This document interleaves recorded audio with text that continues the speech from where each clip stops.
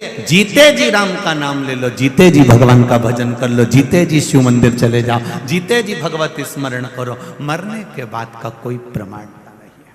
आप जीते जी करो।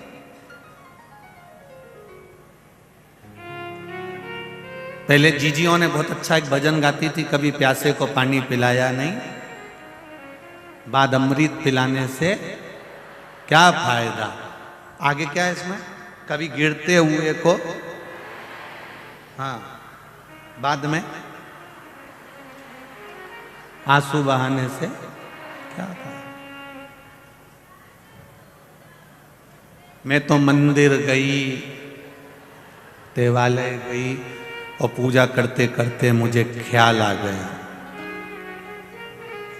कभी माँ बाप की सेवा करी ही नहीं, फिर पूजा कराने से क्या फायदा।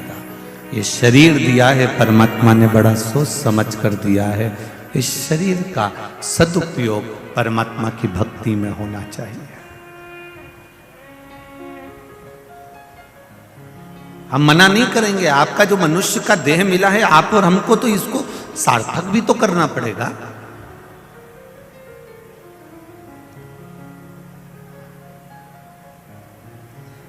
अगर ये मनुष्य का देह सार्थक नहीं हुआ, मानव का शरीर सार्थक नहीं हुआ, मानव का शरीर अगर सार्थकता की ओर नहीं गया तो जीवन बेकार।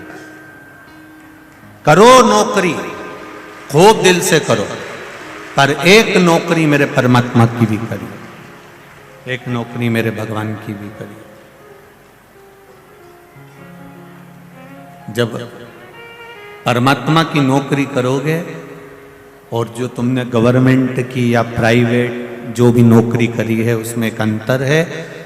जो प्राइवेट नौकरी या सरकारी नौकरी या नौकरी या धंधा जो तुमने करा, वो सब अपने पत्नी, अपने बच्चों और अपने परिवार के लिए करा।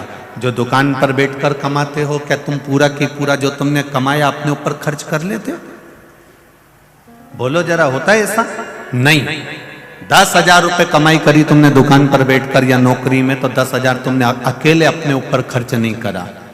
इतना बड़ा मकान तुमने बनाया, उस मकान में भी तुम्हारा खुद का रहना तो एक केवल जरा सा 6 फीट का, जो 8 फीट का जो पलंग होता है, उस पर कितना रात्रि विश्राम करा, सुबह उठे, स्नान करा और फिर दुकान चले गए। छोटी सी जिंदगी।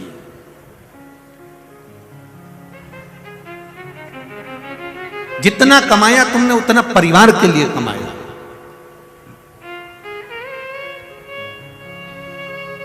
जितना कमाया आपने उतना बच्चों के लिए कमाया। पर जो दुकान पर, नौकरी में, सर्विस में, आपने व्यापार में जो कमाया वो पत्नी और बच्चों के लिए कमाया।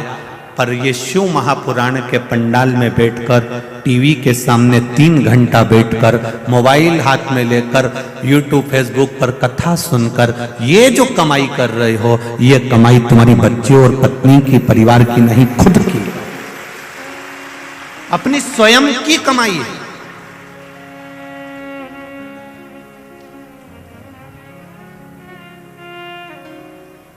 विधायक संजय भैया मित्र मंडली कथा करा रही है, और वो मित्र मंडली ने कथा कराई है, तो वो कथा अगर उन्होंने कराई है तो उस कथा का फल यही है कि अपने जीते जी अपनी जो कमाई हुई, अर्थात भगवत भजन की कमाई, राम नाम, कृष्ण नाम की कमाई, शिव नाम की कमाई, भगवत स्मरण की कमाई।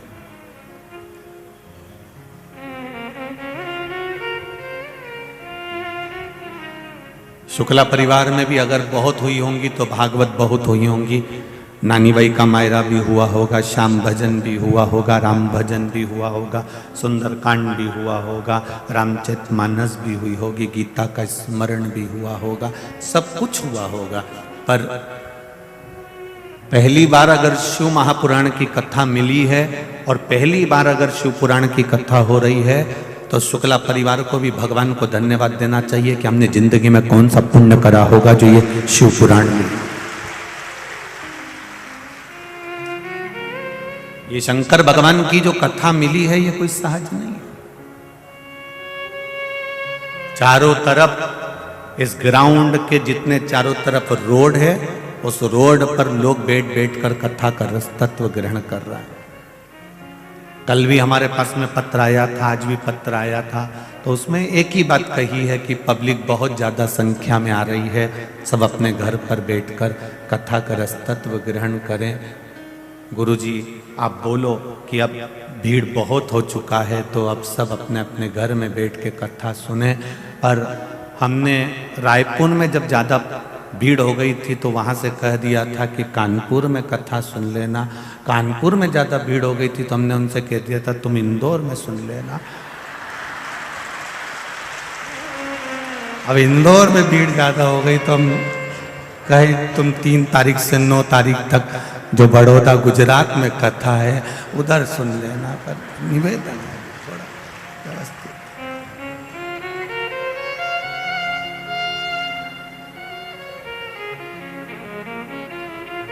भक्ति है आपकी, आपका विश्वास है, आपका भरोसा है।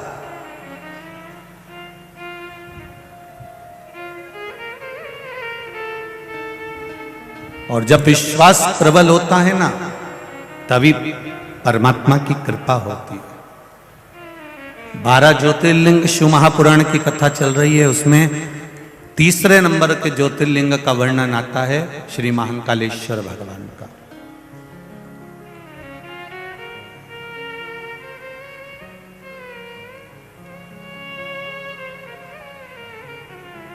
अवंतिका नरेश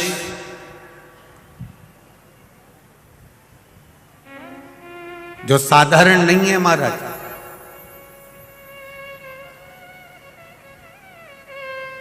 पूरी दुनिया में नगर का राजा, क्षेत्र का राजा रात भर रुक सकता है, पर अवंतिका की भूमि पर, उज्जैन की भूमि पर जहां पर मेरा महाकाल राजा बैठा है, वहां दूसरा राजा नहीं रुक सकता।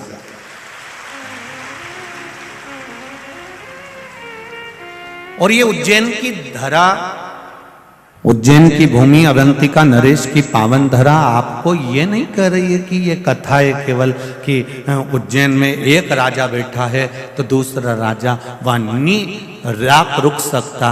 ये आपको सीखना चाहिए। जब उज्जैन में एक राजा बैठा है तो दूसरा राजा रात्रि भर, बोलो जम के, नहीं रुक सकता, तो तुम्हारे दिल में अगर महाकाल बैठा है तो दूसरा घुसता कैसे है?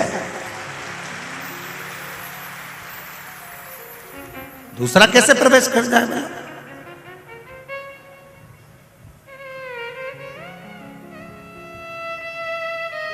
कई लोग कहते हैं धर्म परावर्तन हो रहा है, धर्म परावर्तन हो रहा है, लोग धर्म बदल रहे हैं, धर्म बदल रहे हैं, कोई हमारे सनातन धर्म को तोड़ा जा रहा है दूसरे। हम कहते हैं एक बार उसके दिल में, एक बार उसकी चित्तवृत्ति में, एक बार उसके मन में अगर देव अधिदेव महादेव आकर बैठ गए तो ये मेरा विश्वास है, जब एक राजा बैठ जाता है तो दूसरा घुस ही नहीं पाता है।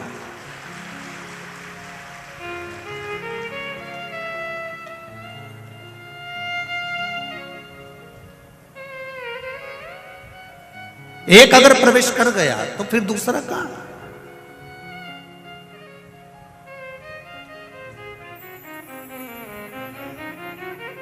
और जो एक बार अगर परमात्मा की कथा में पहुंच गया, एक बार भगवान शिव की भक्ति में पहुंच गया, एक बार भगवान शंकर की अविरल भक्ति की ओर पहुंच गया, जो एक बार भगवान शंकर से जुड़ गया, जो एक बार अपने घर पर पार्थिव शिवलिंग का निर्माण करने लगा या पूजन करने लगा या शंकर जी के मंदिर जाकर एक लोटा जल चढ़ाने लगा या भूल से भी एक बेलपत्री वो भगवान शिव के मंदिर पर चढ़ाकर आ गया, तो ये निश्चित है कि उसके दिल में मेरा महाकाल राजा विराजमान हो चुका है, अब वो भटकेगा नहीं, ये निश्चित था।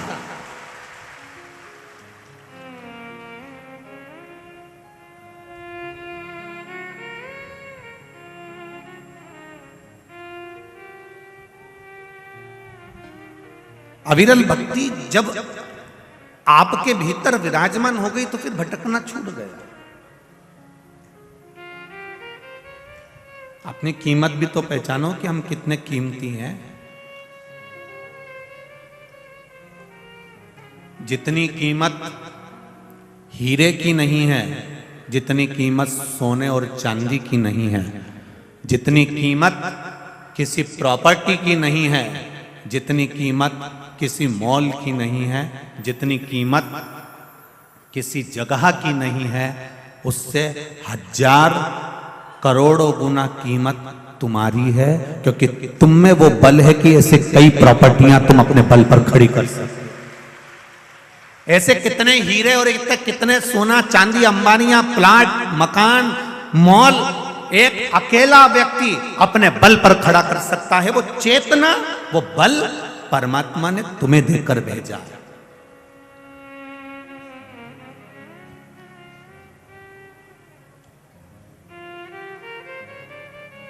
कई लोग रोते हैं आंखों में आंसू भर भर के, हम तो बहुत गरीब हैं गुरुजी, हम तो बहुत गरीब हैं। हम भी कह रहे थे जी काय की गरीब। अभी हॉस्पिटल चल, 10 लाख की एक किडनी बेची आते हैं, दूसरी बेची, 20 लाख की खट्टा। करोड़पति बनाकर भेजा है मेरे मालिक ने आपको, किसी को भी भिखारी बनाकर नहीं भेजा। इस शरीर की जिस दिन तुम्हें कीमत समझ में आ जाएगी, कई लोग कहते हैं हमारा तो पैदा होना ही बेकार है, हमारा तो संसार में रहना ही बेकार है। हम उनसे एक बात पहले भी कहे, आज फिर कहते हैं, इतनी माताएं बैठी और इतने भाई लोग बैठे हैं, ये अपने कमरे में, अपने कक्ष में, अपने कमरे के अंदर अटाला बिल्कुल नहीं रखते। अटाला रखने के लिए इन्हें एक कमरा अलग से बनाकर रखा। पूछ लो तुम्हारी पड़ोसन से, कोनी मार के पूछ लो भले, कोई दिक्कत नहीं है। तुम सोचो कि श्योर वाला हमारा तो यूं झूठी झूठी बोल रही है तो कोई बात नहीं, जी जी हरियो कमला, कोई टेंशन नहीं, उसमें चिंता मिंता नहीं करना अपने को। अपन तो पूछ लो तुम पड़ोसन से, क्यों री भंगार का कमरा, अटाला रखने का कमरा, टान पर ऊपर इधर उधर अपन रखे कि नहीं रखे? अपना कमरा में कोई अपना अटाला का सामान रखे? ऐसा कोई नहीं है जो अपने कमरे में अटाला सामान रखेगा, बेकार सामान रखेगा, फालतू का सामान रखेगा। सबने अपने कमरे में, अपनी अलमारी में, तुम साड़ी भी वही रखते हो जो तुम्हारी काम की है, नहीं तो तुम बाकी की जो बेकार वो तो पेटी में पटक देते। अटाला तो तुम तुम्हारे कमरे में रखते ही नहीं। जब तुम तुम्हारे कमरे में अटाला सामान नहीं रखते, कबाड़ा सामान नहीं रखते, बेकार सामान नहीं रखते, तो मेरा महाकाल राजा अपनी पृथ्वी पर अटाला को क्यों रखेगा?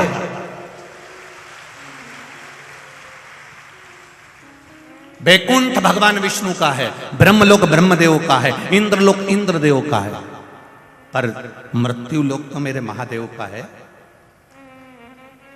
ये उसका घर है, उसका कमरा है। पृथ्वी पर भगवान उसी को पैदा करता है, उसी को जन्म देता है जिसको भगवान जानता है कि ये जन्म लेकर कुछ अच्छा कर सकता है, इसमें वो बल है, इसमें वो ताकत है कि ये संसार का उद्धार कर सकता है, उसको पैदा करता है। नहीं तो करता ही नहीं। वो तो कई माताओं के गर्भ में 4 महीने का, 6 महीने का, 8 महीने का, 15 महीने का, देखो बच्चा शांत हो जाए, 6 महीना 9 महीने का बच्चा हुआ शांत हो गया, कई पैदा होकर शांत हो जाए, कई 2 महीने का शांत हो जाए। माँ रोती है, बिलखती है, मेरा 2 महीने का बच्चा चले गया, मेरा 6 महीने का चले गया, मेरा 4 महीने का चले गया। पर भगवान से कोई पूछे इसका 4 महीने का क्यों गया, इसका 6 महीने का क्यों गया, इसका 3 महीने का क्यों गया? पार्वती जी शिव जी से पूछ ले कि तुमने इसके बच्चे को क्यों गिरवा दिया? ये बच्चा तो इसका पूरा होना था, 9 महीने का होना था, फिर इसको 8 महीने में, 7 महीने में, 6 महीने में क्यों समाप्त कर दिया? शंकर भगवान बोले मुझे अपने घर में अटाला नहीं रखना, जो काम का होगा उसी को मैं रखूंगा, जो काम का नहीं है उसको मैं नहीं रखूंगा।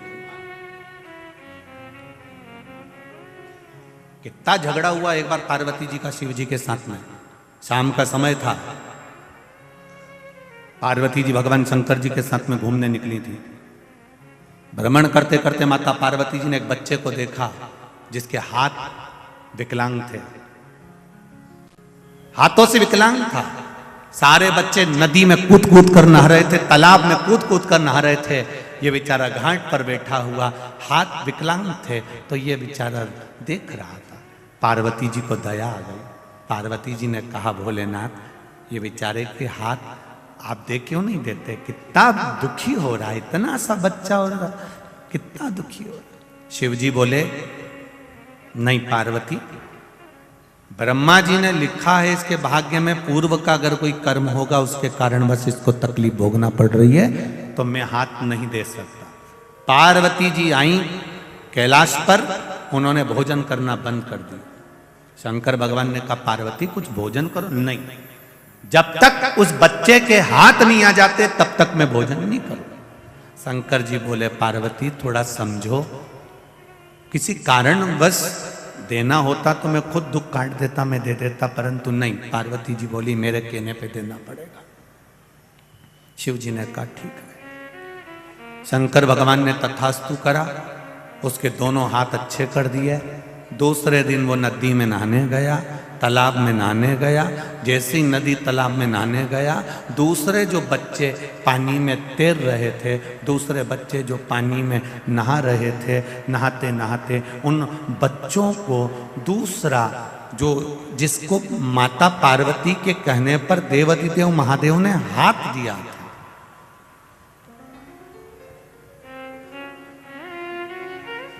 जिसको हाथ दिए थे माता पार्वती के कहने पर, वो बच्चा दूसरे बच्चे जो नहा रहे थे उनको पानी में डुबो डुबो कर मारने लगा। पूरे गांव में लोग रो रहे हैं, पूरे गांव में हाहाकार मची है, सब तरफ लोग आंसू बहा रहे हैं। पार्वती जी आज शिव जी के साथ में घूमने निकली तो पूछा प्रभु ये क्या हो रहा है, ये पूरा गांव क्यों रो रहा है? कहा इनके बच्चे मर गए। इतने सारे घर में बच्चे मर गए, किसने मारा? इन बच्चों को कौन ने समाप्त करा? कहा जिसको तुमने हाथ दिलवाए हैं वापिस, उसने इनको समाप्त कर दिया। पार्वती मैंने मना करा था कि ब्रह्मा जी की लेखनी को मत पलटवाओ, पर तुम नहीं मानी। मैंने सोचा था कि इसका पेट कैसे भराएगा। शिव जी कहते अगर हाथ नहीं भी काम करते तो पेट भरने की जवाबदारी मेरी होती, पर तुमने बदलवाया इसलिए सारे घर के दिए बुझ गए। ये समझना है हमें।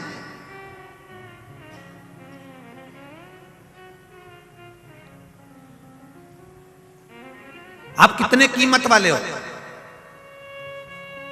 आप कितने कितने कीमती हो, अपने आप की कीमत समझना। आप जरा जरा सी बात में ये मत कहना कि मैं मर,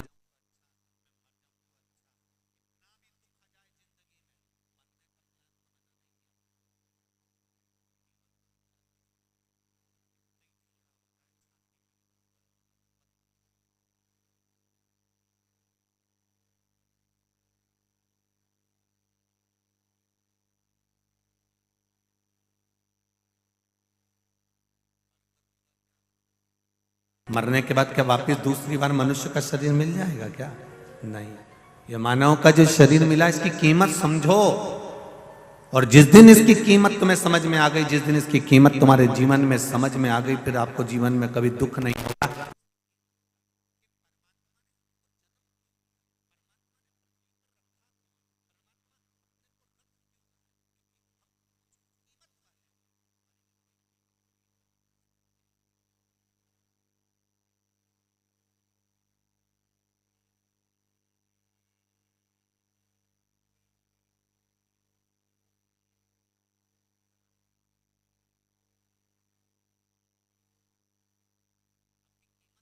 एक पत्र आया है, देखिए।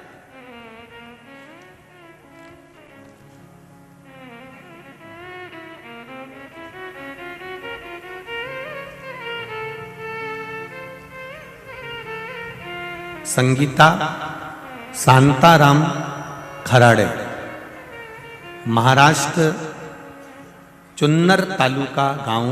मोबाइल नंबर ये है। आप कौन हैं? हाथ हिलाइएगा जो आए हो। आप ही हैं? दोनों हाथ हिला दो। भोले बाबा की महिमा का क्या बखान करूं मैं गुरुजी।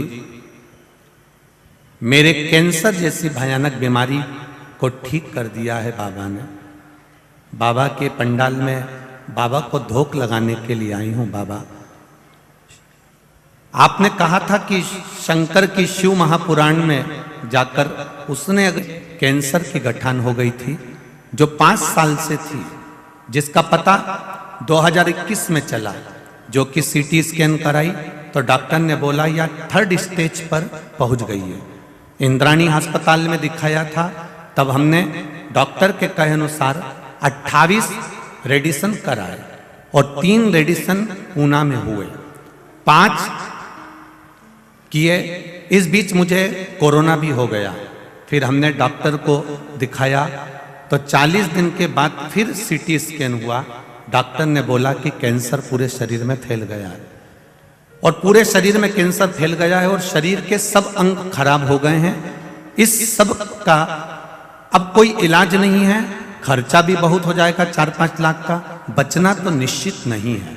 डॉक्टर ने बोला ये कुछ समय के मेहमान हैं और मैंने खाना पीना चलना फिरना सब कुछ छूट गया और मैं पूरी तरह से पलंग पर बेड रेस्ट हो गई, पड़ी रहती थी दिन रात। गुरुदेव, फिर एक दिन मेरे व्हाट्सएप पर किसी का मैसेज आया कि प्रदीप मिश्रा जी की शिव पुराण सुनो। मेरे घर वालों ने उसी दिन कथा सुनाई, मैं बहुत रोई, भगवान शिव से प्रार्थना करने लगी। परिवार वालों से कहकर मैं शंकर के मंदिर गई और हाथ पकड़कर शंकर के मंदिर में जाकर जल समर्पित किया। उस जल को वहीं मंदिर में पिया, शिव जी पे चढ़ी, बेलपत्री खाना चालू करी, शिव मंदिर में झाड़ू पोछा करने लगी। बच्चों से कहा मैं मरने तो वाली हूँ, मुझे मंदिर के अंदर ही छोड़ दो। मंदिर में रहती, झाड़ू पोछा करती, शाम को घर आती, सो जाती। बाबा की कृपा से जो 3rd स्टेज का कैंसर था, जब जांच कराया तो कैंसर मेरे शरीर से जा चुका था और मैं ठीक हो चुकी हूँ। मैं बाबा को यहाँ धोख लगाने आई हूँ प्रणाम करने के लिए। आराम है। अब मैं खुद, आपने लिखा है, मैं खुद चलकर बाबा को धोख लगाने आई हूँ। जो 2 कदम चल नहीं पाती थी, आज बाबा के दरवाजे में मैं खुद महाराष्ट्र से यहाँ प्रणाम करने आई हूँ। श्री शिवाय नमस्तुभ्यम। जी स्वस्थ रहिए, बाबा कृपा करे। श्री शिवाय नमस्तुभ्यम। बैठिए। ये विश्वास है हमारा, ये दृढ़ता है हमारी, ये भरोसा है हमारा। तेरी कृपा बिना ना हिले एक भी अणु, लेते श्वास तेरी कृपा से तनु तनु। बखान क्या करूं मैं राखों के ढेर का, चपटी भभूत में खजाना कुबेर का।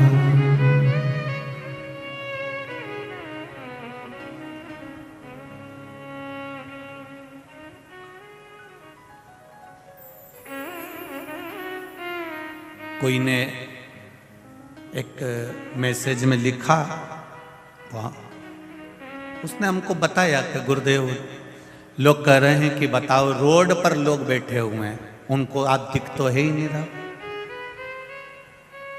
लोग अपने अपने घर से बिछाने की दरी चादर तक लेकर आए हैं, आराम से बैठकर कथा सुन रहे हैं रोड पर।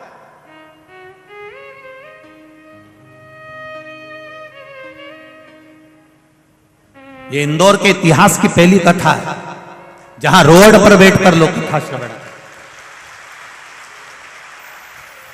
पूरे ग्राउंड के आसपास जितनी रोड है सब जगह पर।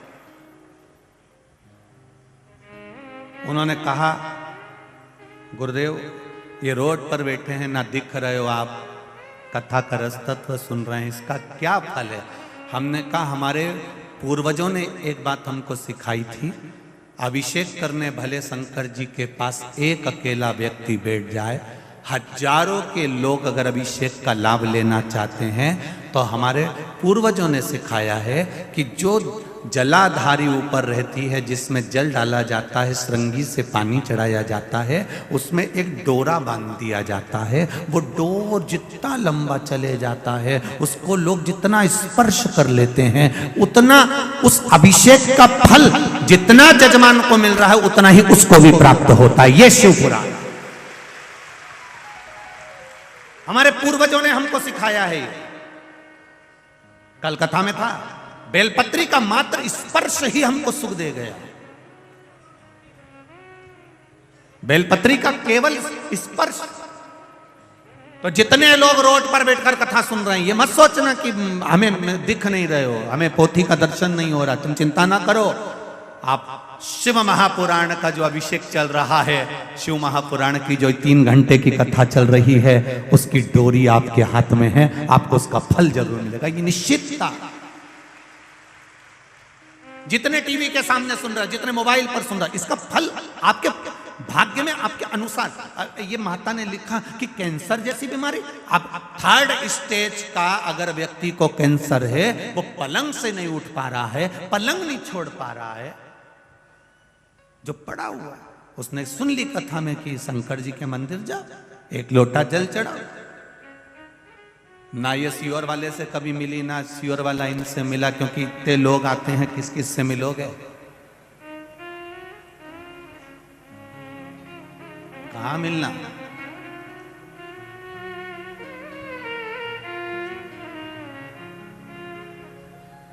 समय नहीं इतना आपके पास भी कि आप हमसे मिले और या हम आपसे मिले, इतना समय किसी के पास नहीं।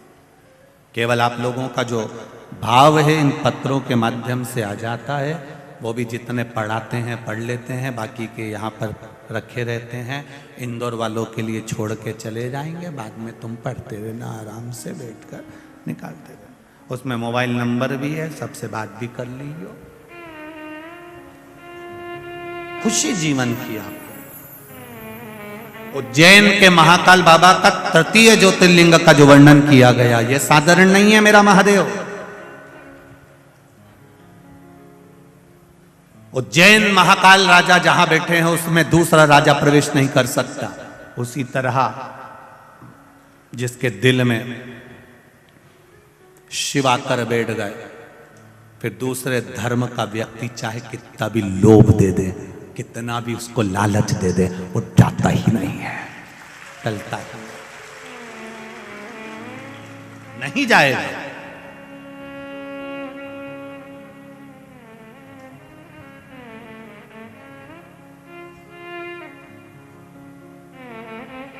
पीने वाले व्यक्ति को कितना भी समझा लो, वो शाम के समय चकमा देकर मैं खाने पहुंच ही जाता है।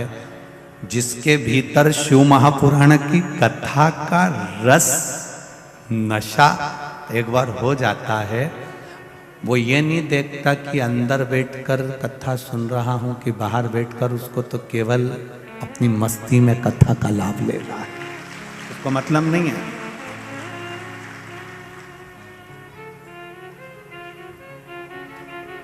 शिव भक्ति का जो बल है वो साधारण बल है। कितना सुंदर वृत्तांत कहा।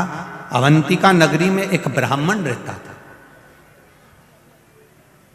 वैसे तो पूरी अवंतिका नगरी ब्राह्मणों से भरी हुई थी।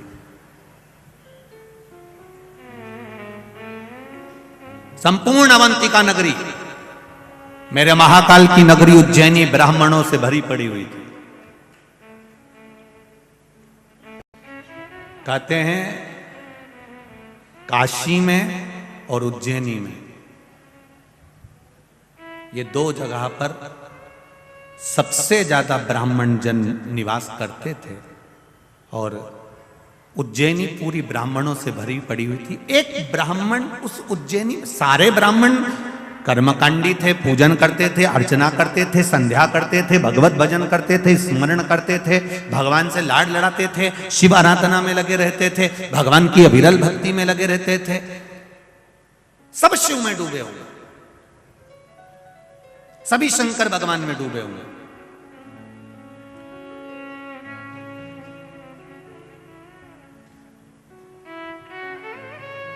पहले था क्या? केवल एक देव, अधिदेव महादेव। त्रेता आया तब मेरे राम जी आए, द्वापर आया तब मेरे, जम के बोलो जरा, भगवान कृष्ण आए। त्रेता आया तब राम जी आए, द्वापर आया तब कृष्ण आए। इससे पहले थे केवल एक शिव, केवल एक नारायण, केवल एक ब्रह्मा। ब्रह्मा विष्णु महेश का एक स्वरूप, लिंग स्वरूप में भगवान शंकर के एक स्वरूप में विराजमान था।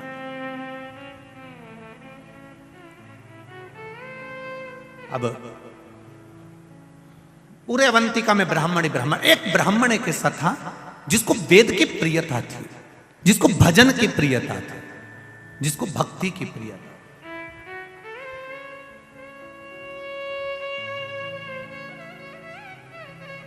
महाराज, उस ब्राह्मण का नाम था वेद प्रिय, बड़ा विद्वान, सारे ब्राह्मणों के साथ में रहना, सब ब्राह्मणों के साथ में मिलकर भगवत भजन करना, सब ब्राह्मणों के साथ में मिलकर भगवान शंकर की भक्ति करना। अब शिव की भक्ति में दिन रात डूबा रहता था, दिन रात।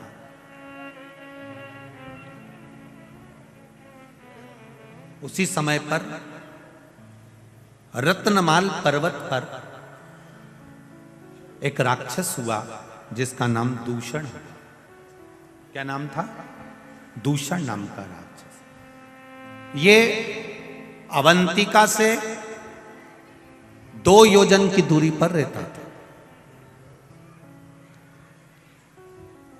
जिस पर्वत का नाम था रत्नमाल पर्वत, उस रत्नमाल पर्वत के ऊपर दूषण नाम का राक्षस रहता था। यह दूषण नाम का जो राक्षस था, इसने ब्रह्मा जी से वर प्राप्त करा, बहुत तप करा, बहुत तप। कहते हैं इसने हजारों हजार वर्ष तक तप करा, पर ब्रह्मदेव ने आकर इसको वर नहीं दी। ये परेशान हो गया वर मांगने के लिए।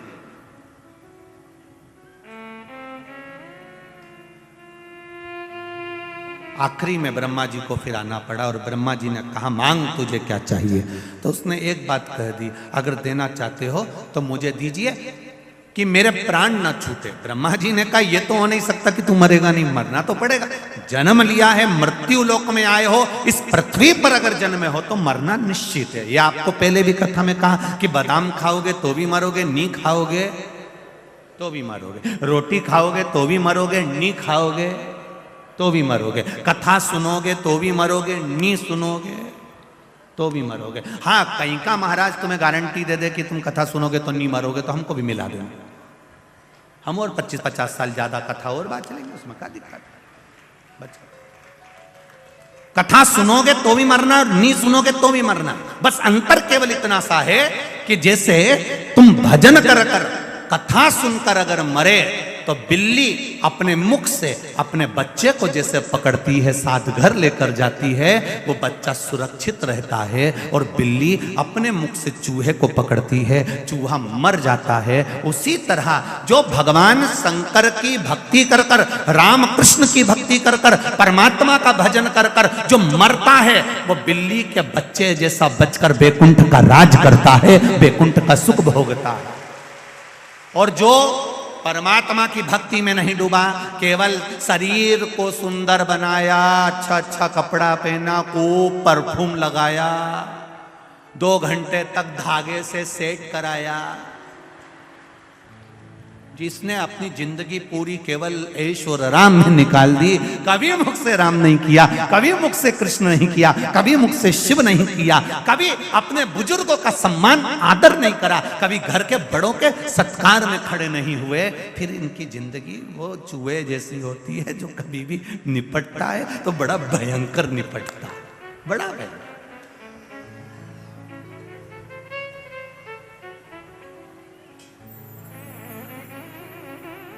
भक्ति के बल पर चलते, भाव को। महाराज दूषण ने कहा, मुझे मरना नहीं है, आप मुझे वर दीजिए ब्रह्मदेव। ब्रह्मा जी ने कहा, ऐसा नहीं हो सकता कि तुम मरोगे नहीं, मरना निश्चित है, ये निश्चितता है, तुम्हें मरना तो पड़ेगा, पर मुझे दूसरा वर दे दो। क्या वर चाहिए? महाराज अगर मैं मरूं, मान लो मेरे प्राण छूटे, तो मुझे मारने वाला भी ऐसा होना चाहिए जिसकी बहन ने हजारों वर्ष तक मेरे जैसा तप करा हो। अब जरा अवंतिका नरेश की कथा का जरा स्मरण करिएगा, बड़े ध्यान से सुनिएगा। और जितने लोग टीवी पर सुन रहे हैं, जितने लोग बाहर बैठकर सुन रहे हैं, मोबाइल पर सुन रहे हैं, थोड़ा ध्यान लगाकर सुनना। मुझे मारने वाला वो होना चाहिए जितना तप मैंने करा। अगर कोई पुरुष मुझे मारता है तो उसकी बहन ने 7 इतना ही तप होना चाहिए जितना तप मैंने किया। और यदि मेरे प्राण छूटते हैं और मेरा रक्त भूमि पर गिरता है तो मैं रूप फिर बदल सकता हूं। ब्रह्मा जी ने कहा तुम्हारा रक्त अगर पृथ्वी पर 1000 जगह गिरा तो तुम तो 1000 रूप रख लोगे, कुछ थोड़े से रूप तुमको दे सकता हूं। तो दूषण नाम के राक्षस ने रत्नमाल पर्वत के ऊपर जो तप साधना में बैठा था वर मांगा, अगर मेरा रक्त 84 बूंद पृथ्वी पर गिरती है तो मैं 84 बार रूप रखकर लड़ सकता हूं, मुझे वर दो। ब्रह्मा जी ने कहा तथास्तु, पर एक बात सुन लो, अगर 84 ही रूप उस बहन के भाई ने धारण कर लिए और उसने तेरा संहार एक साथ कर दिया तो फिर तेरा अंत निश्चित है। मैं मानता हूं कि मेरा अंत हो जाए। अब इतना वर सोच समझकर मांगा गया, इतना वर मांगा है। दूषण नाम का राक्षस तो आनंदित हो गया, उसने अवंतिका नगरी में प्रवेश कर गया। उसका सबसे बड़ी, वो कहते हैं ना, उसकी सबसे प्रिय चीज क्या थी, उसकी हॉबी क्या थी, तो कहा उसकी प्रियता, सबसे प्रियता यह थी कि ब्राह्मण के बच्चों को पकड़कर उनका रक्त निचोड़कर पीता था और बच्चों को जमीन में छोड़ देता था।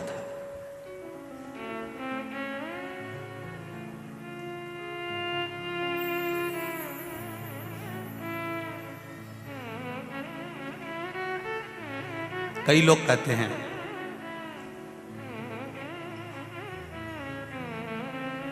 कि ब्राह्मणों ने जिंदगी भर केवल राज करा है, ठाट करा है। ऐसा नहीं है। पूरी पृथ्वी के जितने मंदिर हैं, देवालय हैं, जितने पूजा स्थल हैं, जितने सरोवर, जितने कुंड, जितनी नदियां, जितने तालाब, जितनी बावड़ियां हैं, इन जगह पर जाकर आप इतिहास पढ़ेंगे और सुनेंगे तो आपको मिलेगा सबसे प्रथम में बलिदान देने के लिए भी ब्राह्मण ही खड़ा होता था। निश्चितता। ये जितनी भी कथाएं होती है ना, सत्यनारायण जी की कथा देख लीजिए तो आपको मालूम पड़ जाएगा एक गरीब ब्राह्मण था। एकादशी की कथा निकालिए, उसमें आ जाएगा एक गरीब ब्राह्मण था। सारी कथाओं को निकाल कर देखिए, उसमें लिखा मिलेगा आपको कि एक गरीब ब्राह्मण था। इस जगह पर किसी बढ़िया को नहीं बोला, इस जगह पर किसी अन्य व्यक्ति को नहीं बोला। क्यों? ब्राह्मण का नाम लेकर मार्ग इसलिए करा गया जिससे ब्राह्मण अपने भीतर शांति रखता है। अगर उसका नाम लिख भी दिया तो उसको कोई चिंता नहीं है, कम से कम हमारी नाम पढ़कर लोगों को मार्ग तो मिल जाएगा, लोग संभल तो जाएंगे, लोग सुधर तो जाएंगे। ठीक है, उतना।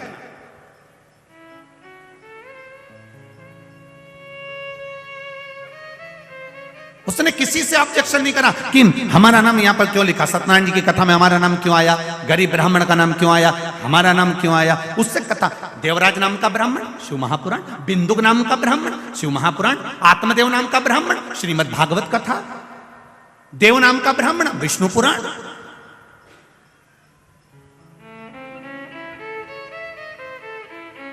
कल्याण नाम का ब्राह्मण, कुर्म पुराण। आप उठाओ, एक एक पुराण में सबसे पहले कथा चालू होती है तो वहां पर उसके क्यों, क्योंकि उससे अगर कथा का प्रारंभ हो रहा है तो कोई को ये बुरा ना लगे। कहीं अगर किसी व्यक्ति का नाम लिख देते, किसी अन्य वर्ण का स्मरण कर देते तो उनको लगता कि हमारा नाम लिख दिया, तो उन्होंने कहा इसी का लिख दो, इससे मार्ग तो मिलेगा। कोई बात नहीं है, सहनशील है, शांति का प्रतीक है, इसके भीतर धीरजता रहेगी, कोई बात नहीं। तो यहां वर्णन किया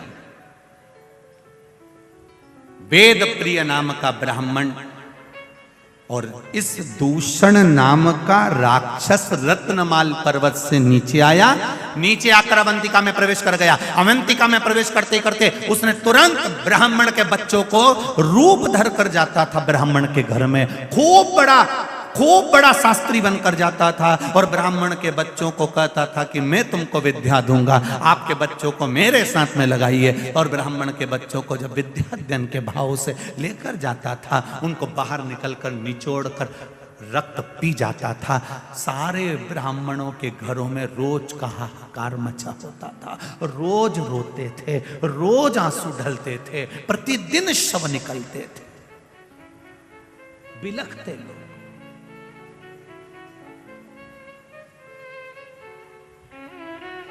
ये अवंतिका की पावन धरा ऐसी ही अवंतिका की धरा नहीं हो गई रे मेरे भाई। एक एक ज्योतिर्लिंग का अगर स्मरण करा जाए, हम हमेशा कहते हैं, आज फिर कहते हैं, जिस दिन तुम्हारे भीतर थोड़ा सा भी बल कमजोर पड़ जाए, थोड़ा सा पावर कम पड़ जाए, थोड़ा सा लगे कि मेरा मन अटखेलियां कर रहा है, मेरा मन लग नहीं रहा, मेरा चित्त नहीं लग रहा, लोग मुझे परेशान कर रहे हैं, निवेदन करूंगा 12 ज्योतिर्लिंग में से किसी भी एक ज्योतिर्लिंग पर एक दिन रात्रि भर आराम से रुक कर आओ, भगवान का दर्शन कर कर आओ। जब हम डीपी के पास जाएंगे तो डीपी के पास जाते से हमको वो बल मिल जाएगा, वो पावर मिल जाएगा कि हमारे पंखे लाइट वापस चालू हो जाएंगे। ये निश्चितता है। आप जाकर उसका स्मरण करिए। कनेक्शन सही जगह जोड़ने का प्रयास करो। ये माइक चल रहा है, इसको लाइट मिली है, अब वो डोरी फैला दे लंबी चौड़ी और खूब लंबी डोरी फैला दे और वहाँ डीपी से या मीटर से नहीं जोड़े और डोरी तो यहाँ तक आ गई और ये बार बार खटका चालू करे बंद करे, खटका चालू करे बंद करे। क्यों रे, ये माइक क्यों चालू हो रहा, माइक क्यों नहीं चालू हो रहा? अब ये तो यहाँ देख रहा, पर इसको क्या मालूम कि वहां से किसी ने कनेक्शन निकाल दिया। फिर ये दौड़ कर जाएगा, फिर कनेक्शन देखेगा, कनेक्शन निकला पड़ा है, फिर कनेक्शन उस प्लग में लगाएगा, वायर जोड़ेगा, तब जाकर माइक चालू होगा, लाइट चालू होगी, पंखा चालू होगा। उसी तरह कई लोग ऐसे हैं जो मंदिर तो जाते हैं, इनने डोरी तो फैला दी, ये पानी का लोटा लेके भी जाते हैं, ये डोरी फैली। कई लोग मंदिर जाते हैं, कई लोग कथा में जाते हैं, कई लोग जाते हैं, ये जितने भी लोग कथा में आते हैं या जितने लोग भी मंदिर जाते हैं, समझ लेना इन्हें डोरी तो खूब लंबी फैलाई है। रोज मंदिर जाती हूँ, मुझे 4 महीना हो गया, कोई के मुझे 6 महीना हो गया, कोई के महाराज की कथा सुनते सुनते महाराज तो 2 साल हो गया। इन्हें डोरी तो खूब लंबी फैलाई, खूब लंबी फैलाई, पर अभी तक इनने प्लग में नहीं जोड़ी है, इसलिए इनके खटके चालू नहीं हो। ये अगर दिल से एक बार शंकर की हो जाती, प्लग सही जुड़ जाता, तो फिर खटके चालू हो जाता, फिर कनेक्शन सही जुड़ ही नहीं पा रही। अब रोज घर आकर कहती है मैंने मंदिर में जल चढ़ाया था, भोलेनाथ जी ने नहीं सुना। अब तू खटका तो दबा रही है पर कनेक्शन सही नहीं जोड़ के आई। तू वहां गई तो थी मंदिर, पर जितनी भी माताएं बैठी थी ना, तू गई मंदिर, उनकी थाली देखती रही, उनका मुंडा देखती रही, उनका कपड़ा देखती रही, कहीं इधर टच कर, कहीं इधर टच कर, कहीं इसको कुछ बोल, कहीं उसको कुछ बोल, कहीं मंदिर की सुंदरता देखे, कहीं कचरा पड़ा हुआ देखे। पंडित जी तुम कहीं कर रहे थे, तुमसे सफाई नहीं बनी, पंडित जी तुमने ऐसा कर दिया, तुमने प्रसाद नहीं दिया। तुम वहां गई तो सही, पर कनेक्शन जहां जोड़ना था वहां नहीं जोड़ पाई, ने दुनिया में जोड़ के आ गई। और अब के हमारे एक लोटा जल चढ़ाता चढ़ाता 6 महीना हो गया, भगवान ने हमारी सुनी नहीं। प्लग तो सही लगा दीजिए जी,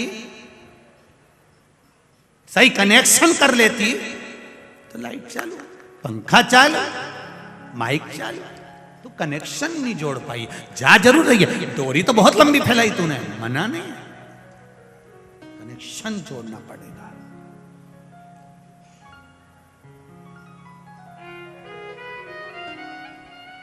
जितने भी लोग भगवान के मंदिर जाते हैं उनसे निवेदन है, दिखावे से मत जाना, बिल्कुल मत जाओ दिखावा करने के लिए, और कथा में भी भीड़ बढ़ाने के लिए बिल्कुल मत जाओ। कनेक्शन जोड़ना है हमें हमारे महादेव से। जैसे ये बहन आई, उसने कहा 3rd स्टेज का कैंसर था, पर शिवजी के मंदिर में वो लोटा लेकर, शरीर ऐसा था कि पलंग पे से उठ नहीं सकती थी, फिर भी उसके परिवार वालों के साथ हाथ पकड़ के शंकर जी के मंदिर तक गई। मतलब दिल से कनेक्शन जोड़ लिया था कि शिव पुराण में महाराज ने बोला है तो मेरा भोलेनाथ मुझे सही करेगा, अब वो करेगा। कनेक्शन जुड़ गया, सही हो गई। अब कनेक्शन ही सही नहीं जोड़ता और ये जाती रहती, ये पोछा लगाए, झाड़ू लगाए। अब न कई माताएं ऐसी है कि दूसरे को दिखाने के चक्कर में झाड़ू उठा के झाड़ दे। ये तो वही बहू जैसा हाल, चाय बना के ले आई, ट्रे में धर के दूसरे को दिखाने के लिए हमें झाड़ू नहीं लगाना, दूसरे को दिखाने के लिए हमें जल नहीं चढ़ाना, दूसरे को दिखाने के लिए हमें पशुपति व्रत नहीं करना, दूसरे को दिखाने के लिए हमें शंकर भगवान का गुणगान नहीं करना, हमें दिखावे से दूर रहना। मेरे भोलेनाथ जी को दिखावा प्रिय नहीं है। मेरे शंकर भगवान को दिखावा कोई मतलब का नहीं, उसको चाहिए ही नहीं तुम्हारा दिखावा। तुम तो तुम्हारे पास रखो। वो शंकर जी कहते हैं मुझे चाहिए ही नहीं, तुम तो एक लोटा पानी उंडेल के चले जाओ।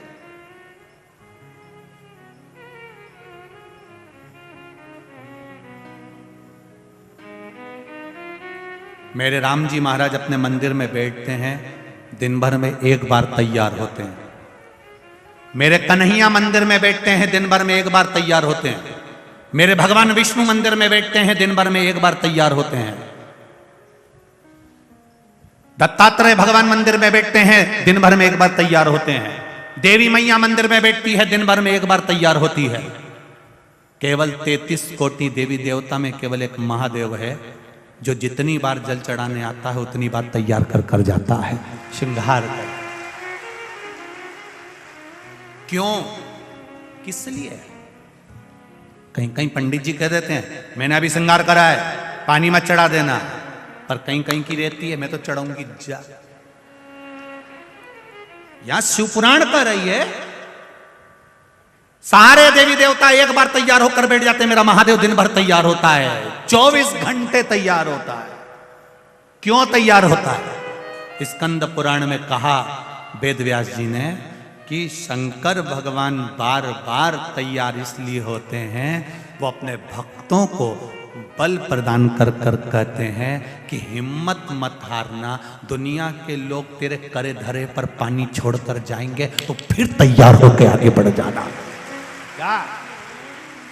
स्कंद पुराण में वेद व्यास जी कहते हैं भगवान शंकर प्रेरणा देते अपने भक्तों को, अपने गणों को कि दुनिया के लोग पानी चढ़ा कर जाएंगे फिर तैयार होकर बैठ जाना, घबराना नहीं,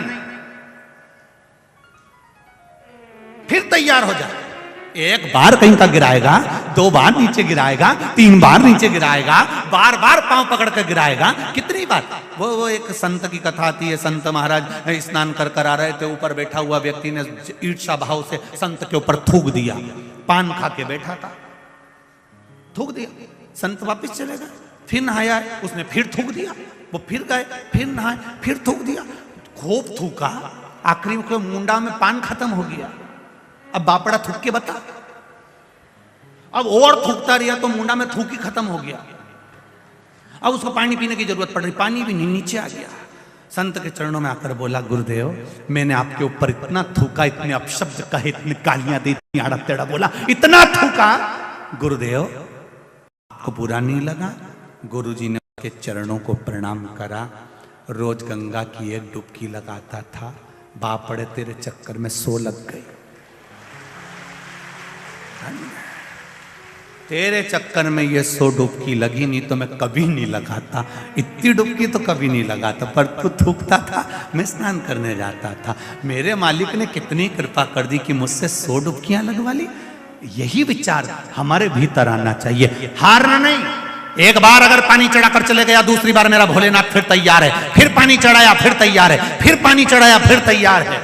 मेरे शंकर भगवान कहते हैं मैं नहीं घबराता, फिर तैयार होकर बैठ जाता, फिर तैयार। क्यों घबराना? एक बार दुकान खोली, हार गए, नहीं जमी, फिर दूसरी खोली, नहीं जमी, कोई बात नहीं। सुसाइड का मत सोचना, दुख मत मनाना, ये मत सोचना कि बर्बाद हो गया, बिल्कुल नहीं, फिर तैयारी कर। और अब की बार तैयारी करे तो महाकाल राजा पर, देवाधिदेव महादेव पर छोड़ दे, फिर तैयारी। मैंने एक एग्जाम दिया, नहीं हुआ, दूसरा एग्जाम दिया, नहीं हुआ, तीसरा एग्जाम दिया। एक बच्चे ने लिखा है, छोटा सा बच्चा,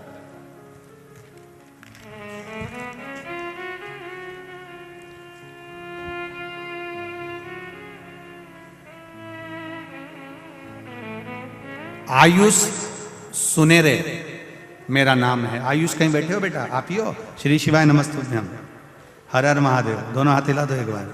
मेरा नाम आयुष सुनेरे है। मेरे पूरे परिवार की ओर से शिव महापुराण को हर हर महादेव। कक्षा 10वीं में फेल हो गया था गुरुदेव, मेरा मन पढ़ाई में नहीं लगता था, मित्रों में ज़्यादा लगता था, संगति ठीक नहीं, मन नहीं लगा। बाबा की कृपा, 10वीं में आपके बल के द्वारा जो आपने शिव महापुराण में कहा उसके अनुसार मैंने फिर परीक्षा दी और बाबा की कृपा से मैं पास की। फिर पास होने के लिए अग्रण्य हुआ। जन्मदिन घूमते घूमते मंदिर चला गया और फिर मैं शिव मंदिर में रोज जाना प्रारंभ किया। 10वीं तो आपने बताई, वैसे पास करी 2-1 साल के अनुकूल। कक्षा 12वीं में आपके द्वारा बताए गए, मुझे लगा कि एक बार मैं 10th फेल हो चुका हूँ, दूसरी बार 12वीं भी बोर्ड की है, पास हो जाऊं बड़ा मुश्किल है। पर आपने जो बेलपत्री पर शहर लगाकर बाबा को प्रतिदिन समर्पित करने का बताया था, मैंने भी पढ़ाई के साथ में मेरे मित्रों के साथ रहता पर समय नहीं मिलता, पर जितनी पढ़ाई करी वो बेलपत्र का प्रयोग करा। गुरुदेव, फर्स्ट श्रेणी से मैं उत्तीर्ण हुआ हूँ 12th में। मैं बाबा को प्रणाम करता हूँ। बाबा की कृपा। बाबू श्री शिवाय नमस्तुभ्यम। हर हर महादेव। बधाई आपको बहुत बहुत। ये विश्वास जागृत होना चाहिए, आपकी भक्ति, आपका भरोसा। एक बार अगर हार गए तो क्या हुआ, दूसरी बार तैयार हो जाओ। मेरा महादेव तो 5-5 मिनट में तैयार होता है। कोई जल चढ़ाया फिर श्रृंगार गया, फिर जल चढ़ाया फिर श्रृंगार गया, मेरा महादेव फिर तैयार होकर बैठ गया। मेरे महादेव कहते हैं हिम्मत मत हारना, फिर तैयार होकर आगे बढ़ना, फिर मेहनत करना, फिर कर्म करना। बढ़ोगे, आगे जरूर बढ़ोगे, पीछे नहीं हट सकते। आग लगे बस्ती में, अपन रहो मस्ती में। दोषण नाम का वो राक्षस आया, ब्राह्मण के बच्चों को निचोड़ कर पीता। बड़ा दुखी, ब्राह्मणों ने हाहाकार मचा रहे हैं। हो क्या रहा है, हमारे बच्चे तो पढ़ने के लिए जाते थे, विद्या अध्ययन के लिए जाते थे, और बच्चा मरा हुआ मिलता। क्या सारे ब्राह्मणों की आंख में आंसू रहने लगे। अपनी अवंतिका में जरूर कोई बात है, शायद अपने को अवंतिका छोड़ना पड़ेगा। इस अवंतिका को अपन छोड़ दो। सुन लेना जरा जीजियों, जरा से इस कथा को। अपनी अवंतिका में जरूर दोष है, इसलिए अवंतिका छोड़ना पड़ेगी। ये आपके साथ में भी कई बार हुआ है। अपने घर में जरूर किसी ने कुछ कर दिया है, इसलिए अपन को घर बदलना पड़ेगा, तभी अपन उन्नति कर पाएंगे, तभी अपन उन्नति कर पाएंगे। वास्तुशास्त्री को बुलाया, वास्तु दिखाया। उन्होंने कहा ये मकान सही नहीं बना, इसकी सीढ़ी इधर से कर दो, बाथरूम का पाइप इधर कर दो, बेडरूम इधर कर दो, भोजनशाला इधर कर दो। हमने पितृ दोष भी देखा, वास्तु दोष भी देखा। शिव महापुराण कथा कहती है अपने कर्म का दोष नहीं देखा, जो हम पूर्व में कर कर आए हैं उसी के अनुसार तो फल मिलेगा। देखा हमने, सारे ब्राह्मणों ने विचार करे ये अवंतिका में जरूर कुछ है, हमें अवंतिका छोड़ना पड़ेगी। हम भी विचार करते हैं जब हमारा व्यापार नहीं चढ़ता, हमारे घर में क्लेश होता है, हमारे घर में परेशानी आती है, हमारे घर में कष्ट आता है, हमारे घर में बीमारी आती है, तब हम सोचते हैं ये मकान नहीं फल रहा, ये जमीन नहीं फल रही, ये मकान नहीं फल रहा, इसको छोड़ना पड़ेगा।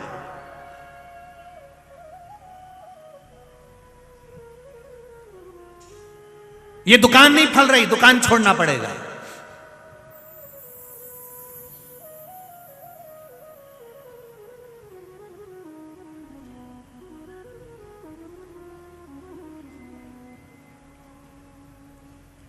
जैसा तुम सोच के बैठी हो कि ये मकान नहीं फल रहा, इसको छोड़ दो, दुकान नहीं फले तो इसको छोड़ दो, और जिस बेरू के साथ तुम्हारी शादी हुई और जिस जगदम्बा के साथ तुम्हारा ब्याह हुआ और वो नहीं फले तो ठीक है छोड़ दो। ये भी अपशब्द बोलती है, ये भी आड़ा टेढ़ा बोलती है, ये भी गाली देती है, ये आड़ा टेढ़ा बोलती है, मैं इसको छोड़ दो। नहीं, उसको निभाओ, उसको निभाना है।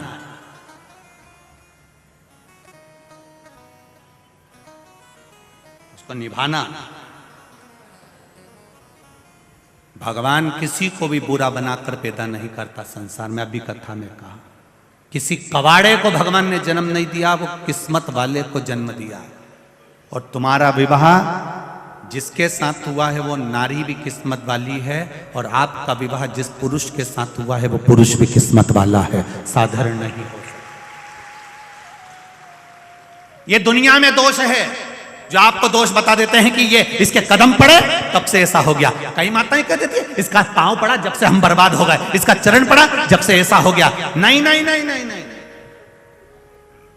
किसी के कदम से कोई बर्बाद नहीं होता, ये अपने कर्म से बर्बाद होता है। जो पूर्व में करा उसको भी तो भोगना पड़ेगा। जी हमने अभी का तो देख लिया, पूर्व का तो देखा ही। जैसे तुम यहां से जाओ और राजवाड़ा पे किसी लड़के को 8-10 लेडीज चप्पल से मार रही हो और गांव के लोग पूरे राजवाड़ा वाले किसी को मार दे या किसी व्यक्ति को मार दे, या मान लो 3 बत्ती चौराहे पर या पलासिया पर किसी व्यक्ति को कोई मार रहा है और तुमने जाकर देखा बेचारे को कितना मार रहे रे, बेचारे को कितना मार रहे, एक लड़के को इतने सारे लोग मार रहे, एक व्यक्ति को इतने लोग मार रहे, तो तुमको दुख नहीं होगा? अरे बोलो तो जम के, दुख होगा ना कि बेचारे को क्यों मार रहे हैं। अब तुमने खड़े होकर देखा, थोड़ी देर बाद तुम्हें मालूम पड़ा कि इस व्यक्ति ने एक 4 साल की लड़की के साथ गलत काम कर दिया, तो तुम छोड़ोगी क्या?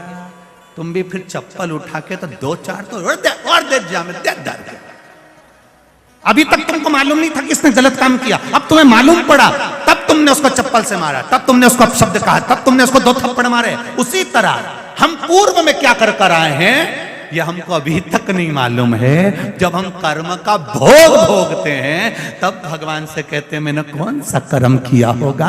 भगवान कहते हैं हेरी कमला, मैं पहले का नहीं बता सकता, नहीं तो मैं तुझे बताता जरूर। ये कर्म का भोग है जो भोगना है, हमें किसी को दोष नहीं देना है। इसका पांव पड़ा ऐसा हो गया, उसने ऐसा किया ऐसा हो गया, ये मकान नहीं फल रहा, ये दुकान नहीं फल रही, ये बेकार हो गया। जमीन महारानी, पृथ्वी भूमि कभी बुरी नहीं होती। मेरी माँ है पृथ्वी, वो तो सबका भला करती है 24 घंटे, वो कभी बुरी नहीं होती। फिर लोगों ने कह दिया उसने कुछ कर दिया होगा। मैं 3 दिन से देख रही हूं मेरे दरवाजे पर कोई नींबू पटक के जा रहा है, मैं 3 दिन से देख रही हूं। जी कैमरा लगा दे। जब कहा कैमरा लगाते तब समझ में आया, सब्जी वाला निकलता था, उसकी डलिया नीचे से टूटी गई थी, नींबू नीचे गिर जाता था, कभी कभी मिर्ची भी गिर जाती थी। तो ये भी बोली कभी कभी कोई मेरे यहां नींबू पटक, कभी कभी 3-3 मिर्ची पटक जाता, कभी तो कोई मेरे दरवाजे पे रख के चले जाता। गुरुजी हम कहते तुमको ही ऐसे मिलते हैं? हमारे यहाँ ऐसा कोई नहीं मिलता कि जो इतना नींबू पटक जानी तो हम कुबेरेश्वर धाम में अचार बनवा के सबको खिलवा दें। तुम्हारे कोई मिले नींबू पटकने वाले, मिर्ची पटकने वाले? दुनिया में किसी की सामर्थ्यता नहीं है कि कोई तुम्हारा बुरा कर दे।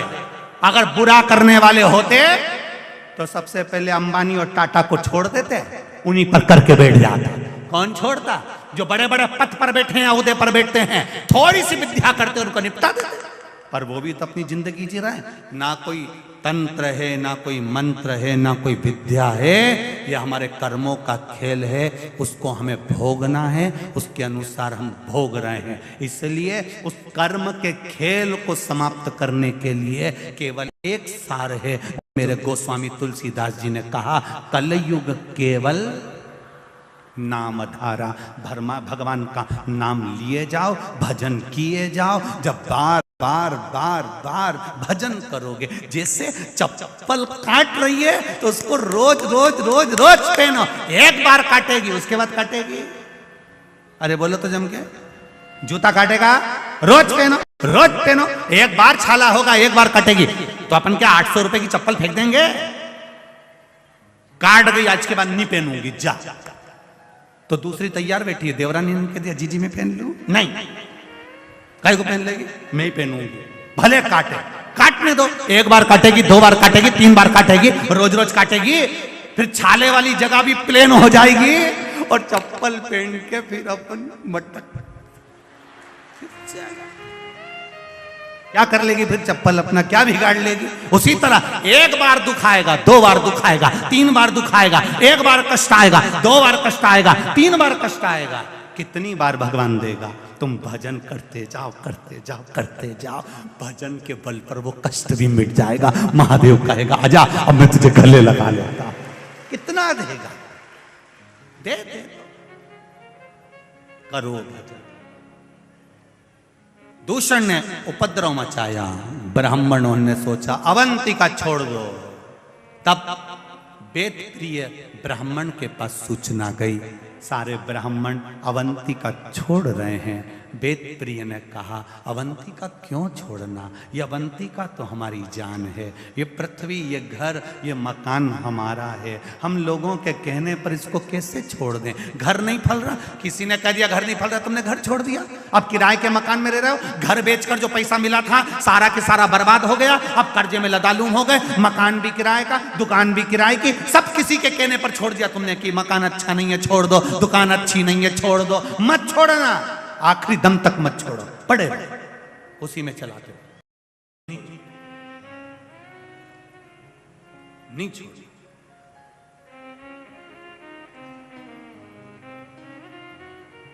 संगी छूटे साथी छूटे, छूटे जग सारा, पर एक नहीं छूटे वो महाकाल हमारा। सब छूटे, छूटने दो, आपको उसमें भय व्यक्त नहीं होना चाहिए। होगा देखा जाएगा, जो होगा देखेंगे, उसमें क्या दिक्कत, उसमें क्या दिक्कत? वेद प्रिय ब्राह्मण ने कहा अवंतिका नहीं छोड़ना चाहिए। जरा सा कष्ट आए और अवंतिका छोड़ दो, ये कहां का तरीका है? अवंतिका नहीं छोड़ना। क्या करना चाहिए? भगवान शिव की आराधना करना चाहिए, शंकर भगवान की आराधना करो।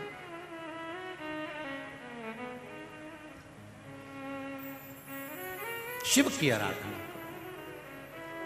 शिव की आराधना करने से जरूर हमें उसका फल प्राप्त होगा, ये निश्चित है। और जब हमें उसका फल मिलेगा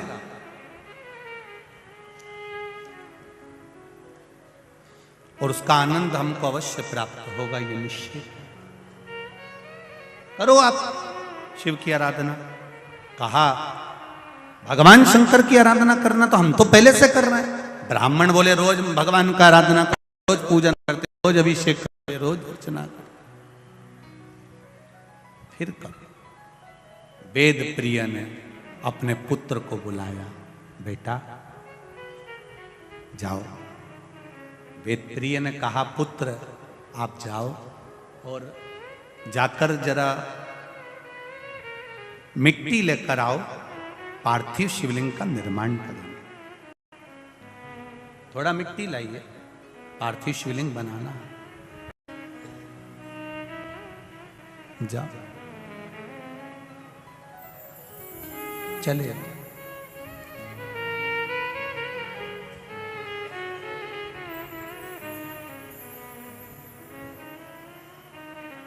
और जब चले पार्थिव शिवलिंग के लिए मिट्टी लेने के लिए, वेद प्रिय जी के पुत्र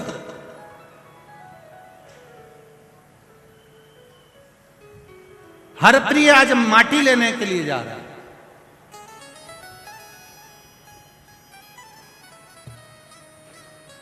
अवंतिका की मिट्टी उठाकर लाया, बाहर गया, मिट्टी लेकर आया। पिता ने कहा पुत्र ये तुम कहां की मिट्टी लेकर आए हो? पुत्र ये मिट्टी कहां की है? क्यों पिताजी हुआ क्या? इस मिट्टी में क्या है ऐसा? पुत्र ये पूरी की पूरी मिट्टी लाल हो रही है, ये पूरी की पूरी मिट्टी लाल है, पूरी की पूरी मिट्टी लाल हो रही है। ये कहां की मिट्टी है? कहां से मिट्टी लाया?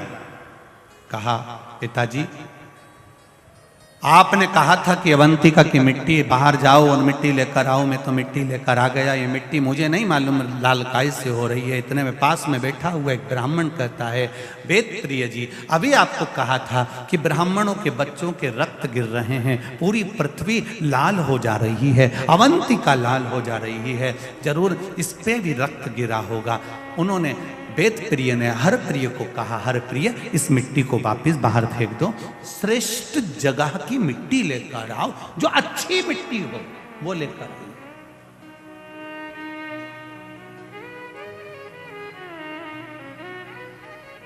फिर सुन लीजिए जरा अच्छे से, ध्यान से सुनिएगा। कभी मौका मिले जीवन में, जब पार्थिव शिवलिंग का निर्माण करो,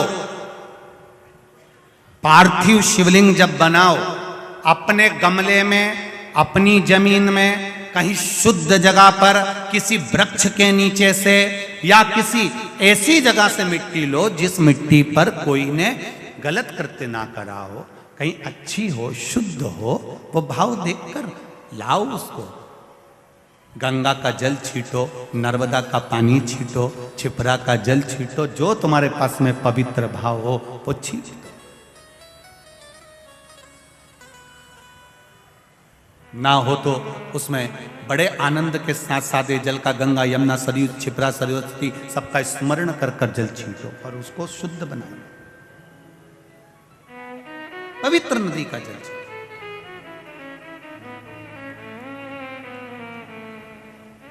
अब लोग क्या करते हैं कि मिट्टी चाहिए तो ये जो बीच में डिवाइडर नहीं बने होते रोड के बीच में, जहां पेड़ पौधे लगे होते हैं, वहीं की मिट्टी ले जाते हैं। अब हमने कई बार देखा गाड़ी से चलने वाला तो 2 मिनट में पिचकारी चला जाता है, हमारी पूरी मिट्टी में। अब तो खैर इंदौर में तो नहीं है ऐसा, कि इंदौर तो अब बाबा की कृपा से सुधर गया है, अब लोग गंदगी इतनी नहीं करते हैं और सब आनंद में रहते हैं, ये सबसे बड़ी है। इतनी गंदगी तो नहीं है, पर फिर भी पहले लोग वहां थूक देते थे, कर देते थे। श्रेष्ठता नहीं। महाराज श्रेष्ठ जगह की मिट्टी ला, हर प्रिय को भेजा, हर प्रिय जाओ मिट्टी लेकर आओ। 7 वर्ष का पुत्र हर प्रिय अपने पिता के कहने पर अवंतिका नगरी में मिट्टी लेने जाता है। मिट्टी देखने के लिए पूरी अवंतिका में घूमता है, अवंतिका के चारों खूट पर घूम कर आता है, सब दूर घूम कर आया, पर कहीं उसको रक्त में सनी हुई मिट्टी ही मिली। साधारण मृदिका, साधारण मिट्टी उसको हर प्रिय को नहीं मिलती है। हर प्रिय अब लगता है कि मेरे पिता, अगर मैं घर गया बिना मिट्टी के गया तो मेरे पिता मुझे अपशब्द कहेंगे, चिल्लाएंगे, क्रोध करेंगे, तो क्या करूं। हर प्रिय ने वहीं एक आसन लगा लिया और आसन लगाकर एक वृक्ष के नीचे हर प्रिय तप साधना में डूब गए। जो तप साधना में डूबा तो इसको स्मरण आया कि मैं तप तो करूंगा पर मैं नाम किसका जपूंगा। जैसे ध्रुव जी महाराज, प्रहलाद जी महाराज, नाम किसका जपूंगा। जैसे ध्रुव जी के मन में वेद था ना, मां आप मुझे कह रही हो कि वन में भगवान मिलता है, मैं भजन किसका करूंगा। नारद जी तो चले गए, ध्रुव जी तो चले गए, देवर्षि नारद ने कहा कि तू भगवान नारायण का भजन करता, वो नारायण का भजन करे। अब हरप्रिय किसका भजन करे। हरप्रिय ने विचार करा, एक बार मेरे पिताजी ने कहा था भगवान नारायण की भक्ति प्रहलाद, ध्रुव आदि करते हैं, उसी तरह जो भक्ति करता है भगवान मिलता है। हर प्रिय ने भगवान नारायण की भक्ति करना प्रारंभ करी।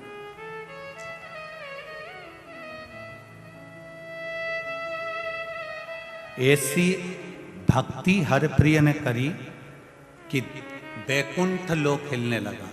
भगवान विष्णु रूप बदल बदल कर आते और हर प्रिय के पास में आकर खड़े हो जाते। हर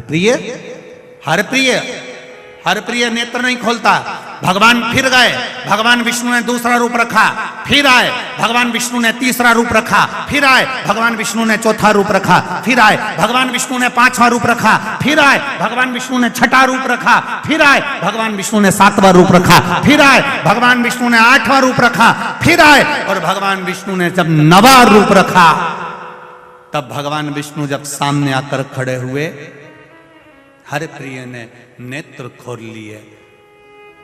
हरिप्रिय बच्चा था, उसने आंख खोलकर हाथ जोड़कर कहा, प्रभु आप आए हो?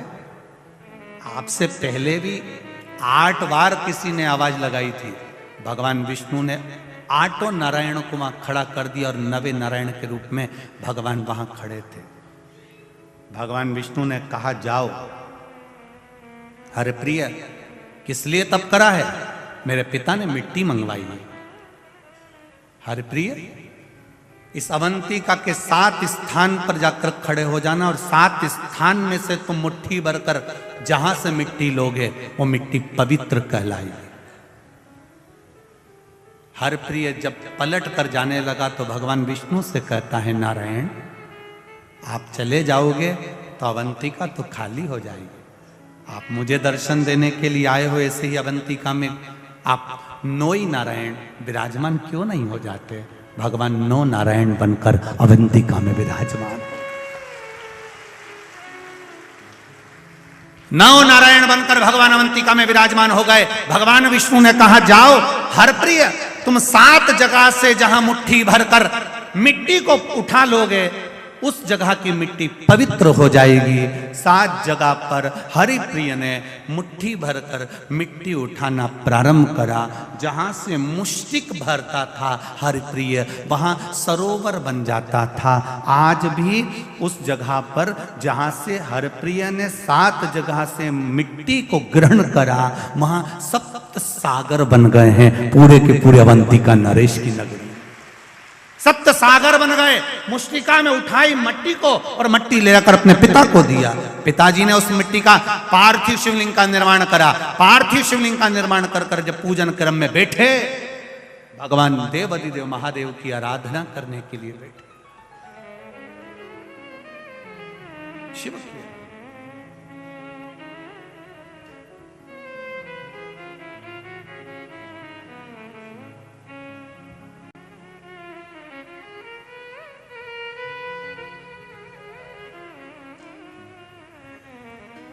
मेरे सिर पर रख दो अपना हाथ, मस्त रहूं तेरी मस्ती में।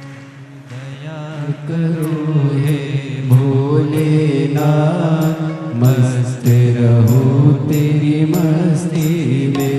अब दया करो हे भोलेनाथ, मस्त रहूं तेरी मस्ती में। अब दया करो हे भोलेनाथ, मस्त रहूं तेरी मस्ती में। अब दया करो हे भोलेनाथ, मस्त रहूं तेरी मस्ती में। अब दया करो हे भोलेनाथ, मस्त रहूं तेरी मस्ती में। मेरे सिर पर रख दो अपना हाथ, मस्त रहूं तेरी मस्ती में। मेरे सिर पर रख दो अपना हाथ, मस्त रहूं तेरी मस्ती में।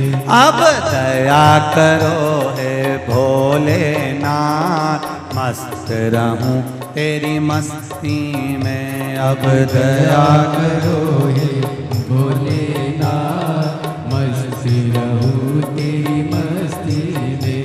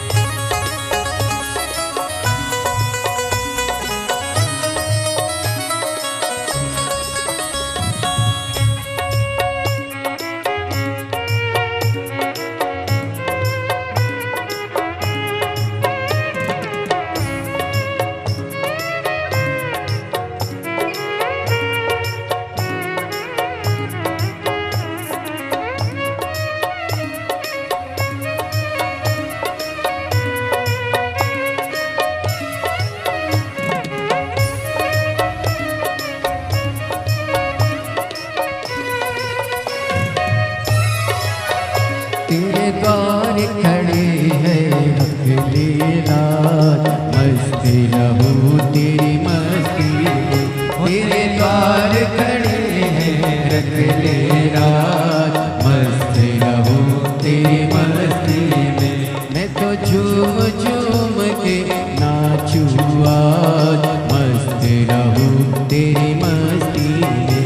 मैं तो झूम झूम के नाचूं आज, मस्त रहूं तेरी मस्ती में।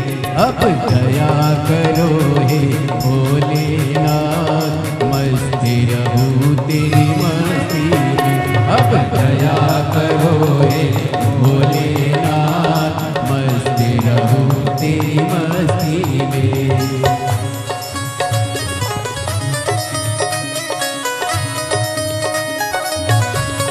जय हो।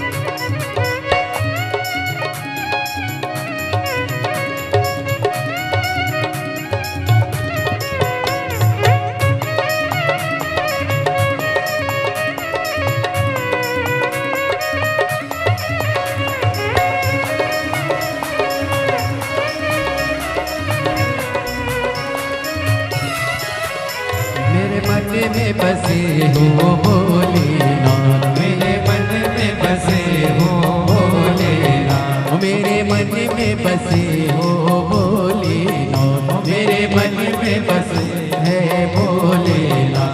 मैं तो हर पल करूँ तेरी याद, मैं तो हर पल करूँ तेरी याद।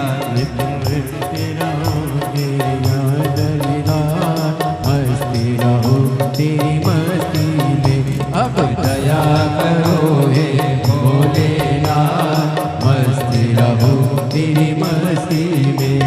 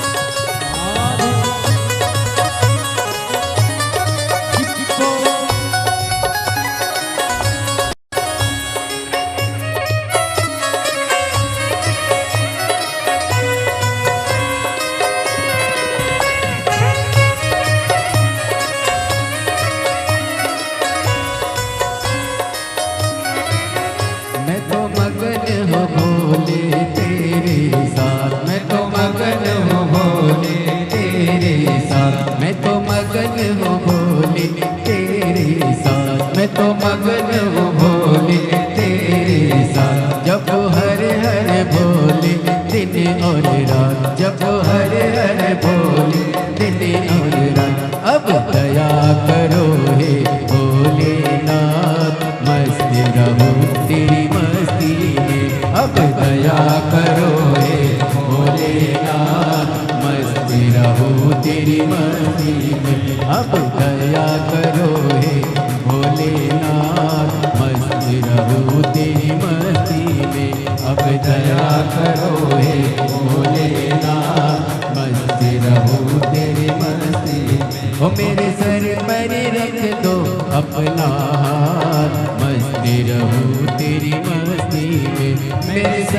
पर रख दो अपना, मस्त रहूं तेरी मस्ती में। अब दया करो हे भोलेनाथ, मस्त रहूं तेरी मस्ती में। अब दया करो हे भोलेनाथ, मस्त रहूं तेरी मस्ती में।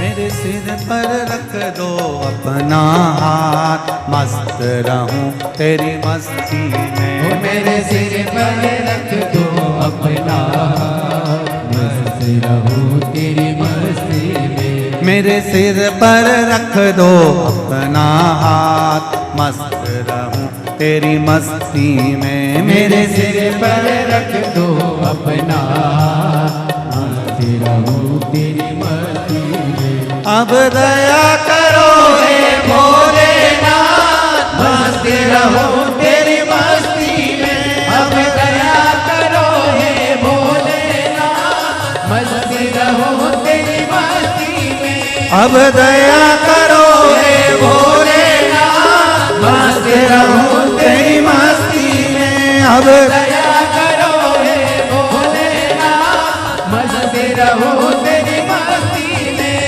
मस्त रहूं तेरी मस्ती में। मस्त रहूं तेरी मस्ती में। हाँ मस्त रहूं तेरी मस्ती में। मस्त रहूं तेरी मस्ती में। अरे मस्त रहूं तेरी मस्ती में। मस्त रहूं तेरी मस्ती में। मस्त रहूं तेरी मस्ती में। मस्त रहूं तेरी मस्ती में। आ रहा भगवान शिव के मूल मंत्र का स्मरण करें अपनी जगह पर बैठकर। भगवान शंकर से भाव से दिल से, जितने लोग अंदर बैठे हों ग्राउंड में पंडाल में, जितने लोग बाहर बैठे हों रोड पर, भाव से दिल से भगवान से कहें, मूल मंत्र का जाप करके अपने हृदय से भगवान शिव से निवेदन करें। श्री शिवाय नमस्तु। श्री शिवाय नमस्तु। श्री शिवाय नमस्तु। श्री शिवाय नमस्तु। श्री शिवाय नमस्तु। भोला सब दुख काटो ओ भोला सब दुख काटो। शिव शंकर जपो तेरी माला, भोले बाबा जपो तेरी माला। भोला सब दुख काटो मारा, ओ भोला सब दुख काटो मारा। वेश है मंगल मंगलकारी,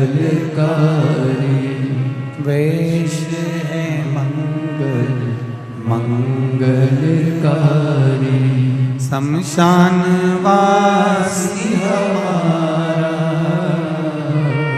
शमशान वासी हमारा ओ भोला सब दुख काटो मारा। ओ भोला सब दुख काटो मारा। भगवान शिव से प्रार्थना करी। हर प्रिय ने अपने पिता वेद प्रिय के कहने पर मिट्टी लाई और मृदिका लाकर मिट्टी लाकर अपने पिताजी को दिया। पिताजी ने पार्थिव शिवलिंग का निर्माण किया। पार्थिव शिवलिंग का निर्माण किया गया। सारे ब्राह्मणों को जितनी मृदिका लाए गए थे उसमें से अंश अंश मात्र ब्राह्मणों को दी और ब्राह्मणों ने शिवलिंग का निर्माण कर पूजन करना प्रारंभ किया। अब जरा ध्यान दीजिएगा कि वो पार्थिव शिवलिंग का जब पूजन किया, वेदप्रिय ब्राह्मण ने हरप्रिय ने लाकर दिया। सारे ब्राह्मण जितने भी थे सबने सुंदर शिवलिंग का निर्माण किया। सुंदर शिवलिंग का निर्माण किया। बड़ा सुंदर सुंदर शिवलिंग का जब निर्माण कर कर पूजन करना प्रारंभ किया,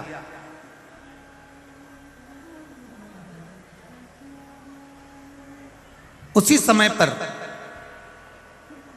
सारे ब्राह्मणों ने एक साथ भगवान शंकर की आराधना कर कर विनती करी, भोलेनाथ हे देवादिदेव महादेव कृपा करिए। देखिए, एक अकेले बैठकर भजन करना और एक सामूहिक बैठकर भजन करना, बहुत अंतर है। 3.5 करोड़ रोम छिद्र ये मनुष्य के शरीर पर हैं। 3.5 करोड़ रोम छिद्र मनुष्य के शरीर पर हैं। ये 3.5 करोड़ रोम छिद्र का जो पवित्र स्नान होता है वो भगवान के भजन से होता है। एक दिन में मनुष्य को 3.5 करोड़ बार भगवान का नाम लेना चाहिए, तब जाकर ये शरीर शुद्ध हो पाता है। अब 3.5 करोड़ बार तो कोई भगवान का नाम लेगा नहीं, तो क्या करना चाहिए? कथा में जाकर बैठ जाओ। भगवान की कथा में जाकर जब बैठोगे, सब इतने लोग एक साथ में मिलकर जब भगवान का भजन करेंगे, वो भजन करते करते जब वाणी से निकलेगा, टकराएगा, बिखरेगा, कण कण कण कण 3.5 करोड़ रोम छिद्र में समाएगा, तो हमारा कल्याण अपने आप हो जाएगा। करो भजन भगवान का। प्रार्थना में वो बल है।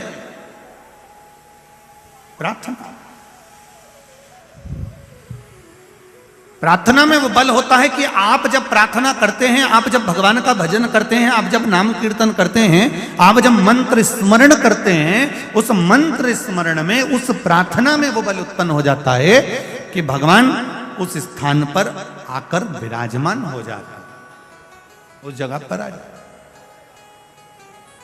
अभी कथा में वर्णन किया था इससे पहले, जो कानपुर की कथा हुई, उस कानपुर की कथा में कहा था हेलीकॉप्टर को उतारने के लिए हेलीपैड बनाया जाता है। बोलो जी सही है कि गलत है? ऐसा ग्राउंड देखा जाता है, फिर उसमें चूने से एच लिखा जाता है। क्या लिखते हैं? एच। देखा है आप लोगों ने कि नहीं देखा? किस किस ने देखा? जरा हाथ उठाओ। सबने देखा है? धरो धरो धरो धरो। एच बना होता है। एच का मतलब होता है हां, मतलब आप अपना हेलीकॉप्टर यहां पर उतार सकते हो। हेलीकॉप्टर वाला नीचे एच देखता है, हेलीपैड देखता है और हेलीकॉप्टर उतार लेता है। उसी तरह रोज प्रतिदिन मेरे देव अधिदेव महादेव माता पार्वती जी के साथ में भ्रमण के लिए जाते हैं, जहां ये शिव महापुराण की कथा होती हुई दिखती है। मेरे भोलेनाथ भी अपना हेलीकॉप्टर अपने नंदी को नीचे उतार ले। क्या मिलता है शिव महापुराण के पंडाल में? क्या मिलता है? कई लोग कहते हैं, इंदौर के लोगों के भी मुख में ये चर्चा चल रही होगी, क्यों जा रहे हैं इतने सारे लोग धक्के खाने के लिए।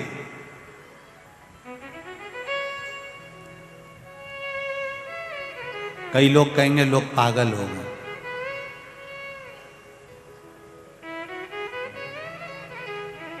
घर में टीवी पर भी तो कथा आ रही है, अपने अपने घर में क्यों नहीं सुन लेते? वहां रोड पर बैठे हुए हैं, दीवार पर चढ़े हुए हैं, मकान पर चढ़े हुए हैं, बाउंड्री पर चढ़े हुए हैं। अरे भाई, इन सब को मालूम है कि हेलीपैड पे हेलीकॉप्टर उतरता है और जहां शिव महापुराण की कथा होती है वहां मेरा महादेव उतरता है। इन सब को मालूम। और जैसे ही हेलीकॉप्टर से नेताजी नीचे उतरते हैं तो जितने लोग हेलीपैड के आसपास में होते हैं वो अपनी अपनी एक एक सूचना दे देते, साहब हमारे यहाँ पानी नहीं आ रहा है, साहब हमारे यहाँ नल नहीं चल रहा, साहब हमारे यहाँ ये प्रॉब्लम है, हमारे यहाँ वो प्रॉब्लम है। उसी तरह देवाधिदेव महादेव जब इस शिव महापुराण की कथा में जहाँ कथा होती है, हम पहले भी आपको कहे कि शिव पुराण जिस स्थान पर होती है वो स्थान साधारण नहीं होता, वो कैलाश धाम होता है जहाँ भगवान शंकर की कथा होगी। आप लोग जहां भी कथा सुन रहे हैं, आप जहां कथा श्रवण कर रहे हैं, ये पूरी भूमि ये समझ कर बैठी है कि हम कैलाश पर बैठकर कथा सुन रहे हैं, कल्पवास करते।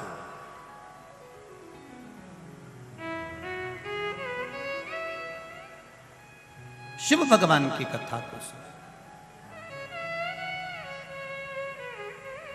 सबके दुखड़े जो तू हर गया डमरू वाले, तो मेरे दुखड़ों को देख कर क्यों डर गया डमरू वाले। ऐसा क्या कर दिया मैंने जो मेरे दुख नहीं कटते प्रभु। आप कृपा करिए, आप दया करिए, आप उदारता करिए, आप करुणा करिए। तब सबने ब्राह्मणों ने एक साथ भगवान शंकर को पुकारा। अभी तक दूषण नाम का राक्षस जो रत्नमाल पर्वत पर बैठता था, अब वो अवंतिका में अपना असली स्वरूप धारण कर कर घूम रहा है। आप देखिएगा जरा, ये शिव की कृपा है, ये शंकर की उदारता है, ये शंकर की करुणा है। अभी तक जो रूप बदल कर चल रहा था, अब उसका असली चेहरा भगवान शंकर की कृपा से सामने आ गया। अब वो राक्षस के रूप में घूम रहा, असुर के रूप। आपके साथ में अगर कोई बुरा करने वाला है, आपके साथ में अगर कोई गलत करने वाला है, आपके साथ में अगर कोई आपके लिए अपशब्द कहने वाला है, आपके लिए गालियां देने वाला है, वो कितना भी छुप कर दे ले, फिर मेरे महादेव की कृपा जिस दिन हो गई, वो अपने असली स्वरूप में प्रकट हो ही जाता है, सामने आ ही जाता है। करे वो करने में दिक्कत नहीं, करे वो। भाई बैठिए, आप देंगे माइक देंगे, बैठो बैठो। असली स्वरूप में वो प्रकट हो जाता है, अपने असली स्वरूप में सामने आ जाता है।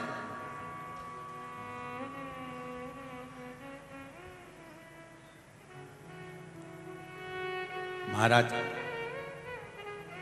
राक्षस अपने असली स्वरूप में आ गया। अभी तक ज्योतिषी का रूप रख रहा था, ब्राह्मण का रूप रख रहा था, जोगी सन्यासी का रूप रख रहा था, संत महात्मा का रूप रख कर आता था, और ब्राह्मणों के घर में जाता और ब्राह्मणों से कहता मैं इनको विद्याध्ययन कराऊंगा, और उन बच्चों को लेकर चले जाता, उनका रक्त निचोड़ कर पी जाता। अब अपने असली स्वरूप में आ गया, अब असली स्वरूप में प्रकट हो गया। आप भी करो शंकर की भक्ति। एक लोटा जल लेकर जब शिव जी के मंदिर में जाओगे ना, तो तुम्हारे सामने भी कई सारे राक्षस प्रकट हो जाएंगे, तुम्हारे सामने भी आएंगे। कोई कोई तुम्हारे ऊपर उंगली उठाएगा, जल्दी गुरु जी की चेली,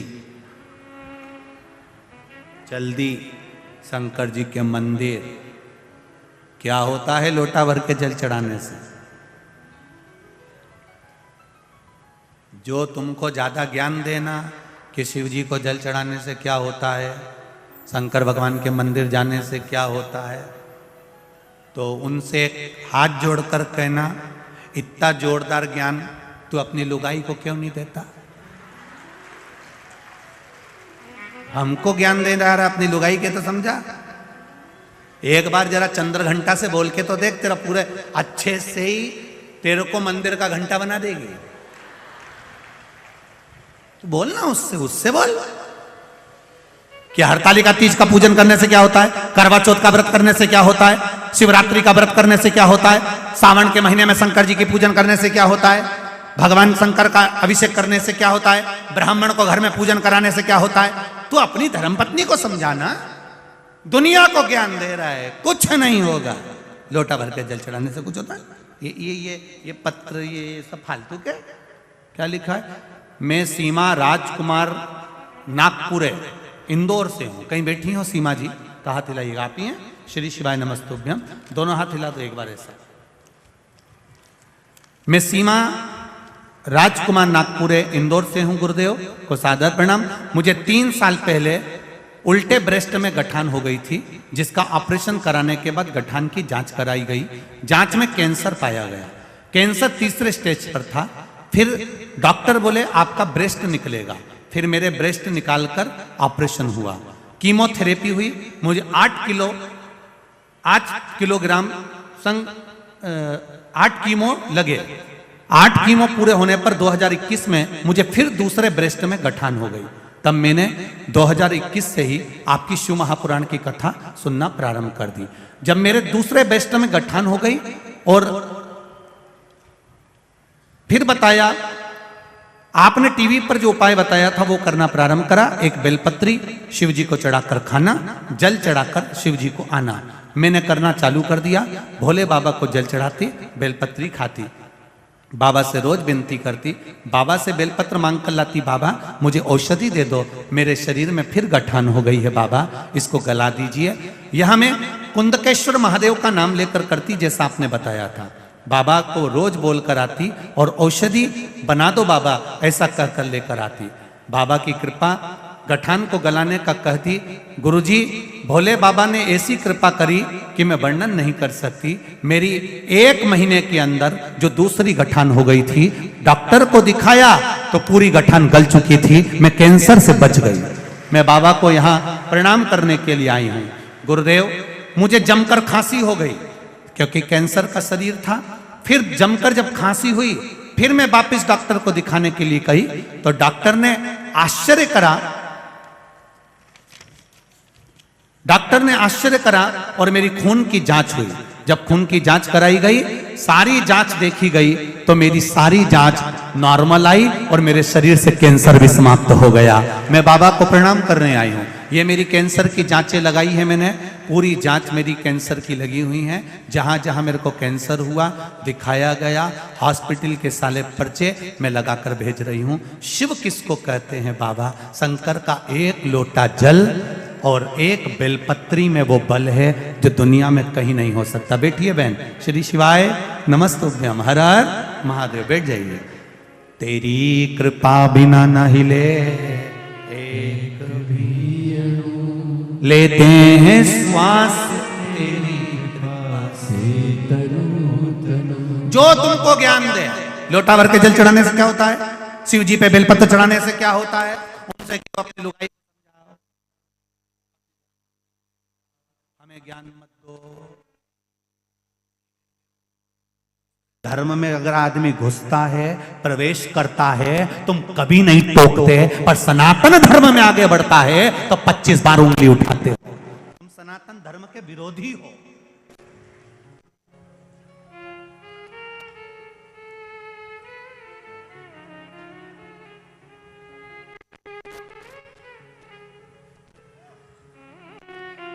जिनको शिव समझ में नहीं आए वो दूसरे धर्म में जाकर झूठन खाए, मना नहीं। शिव हमारा है, राम हमारा है, कृष्ण हमारा है। और अगर आज राम कृष्ण हमारा है तो फिर हमें कहीं झूठन खाने जाने की जरूरत नहीं पड़ेगी। और मिलेंगे तुमको झूठन खाते हुए बहुत सारे। 25 दिसंबर जब आए तो देख लेना, ढेर सारे झूठन खाते हुए नजर आएंगे 31 पे। ढेर मिलेंगे तुमको, अगरबत्ती छोड़कर मोमबत्ती पकड़े हुए ढेर मिलेंगे तुमको, ढेर झूठन खाते हुए। हमें नहीं खाना, हम खाएंगे तो उसके दरवाजे की रज खा लेंगे, उसके दरवाजे की ठोकर खा लेंगे, पर दूसरी जगह प्रवेश नहीं करेंगे। ये हमारा धर्म कहता है, ये सनातन धर्म कहता है। भटकना नहीं। जो ज्यादा ज्ञान दे उसको 1 नारियल और 11 रुपए देकर आ जाना। ए भेरू, ये 10 रुपए का सिंदूर चढ़ा लेना। कहकर आना जो ज्यादा ज्ञान दे आपको, उसको समझा दो अच्छे से, ले जाओ। जो व्हाट्सएप पर ज्यादा ज्ञान दे, फेसबुक पर ज्यादा ज्ञान दे, मोबाइल पर ज्यादा ज्ञान दे, उसको अच्छे से समझा दो एक बार, तेरा क्या होगा रे, खा लिया। समझा। बोल बम का नारा है, जम के बोलो जरा, बाबा एक सहारा है। अभी आवाज नहीं आई, जरा जम के बोलिए। बोल बम का नारा है, बस बाबा एक सहारा है। उसके सहारे पर जिएंगे, उसके बल पर जिएंगे। और वो बैठा है तो मेरा विश्वास कहता है धक्के नहीं खाने देगा। इन पत्रों में अगली बार 2 साल 3 साल बाद जब भी कथा करने यहां आऊंगा, इन पत्रों में तुम्हारा भी नाम होगा, ये निश्चित है। अभी 2-3 साल तो कथाएं खाली नहीं है, पर 2-3 साल के बाद जब भी इंदौर आऊंगा तो ये निश्चितता है इन पत्रों में। ये इंदौर वालों के भाग्य हैं जो आज कथा सुन रहे हैं। इसके बाद तो 2 साल 3 साल 4 साल तक जो भी योग लगेगा तब कथा का योग लगेगा। पर इंदौर वासियों को जो कथा मिली है, ये विश्वास रख कर कहता हूँ जीजियों, दिल से सुनना। मेरा महादेव जब भी देता है तो छप्पर फाड़ कर देता है, खाली नहीं छोड़ेगा, निश्चितता है उसका नाम कुबेर भंडारी है। वो भंडार करता लगे सेवा में। आज बजरंग दल के लोग लगे हैं, विश्व हिंदू परिषद के लगे हैं, हिंदुत्व समिति लगी है, दुर्गा वाहिनी लगी है, आरएसएस के भक्त लगे हैं, सेवक लगे हैं। चारों तरफ हर तरह का व्यक्ति सेवा दे रहा है, प्रत्येक।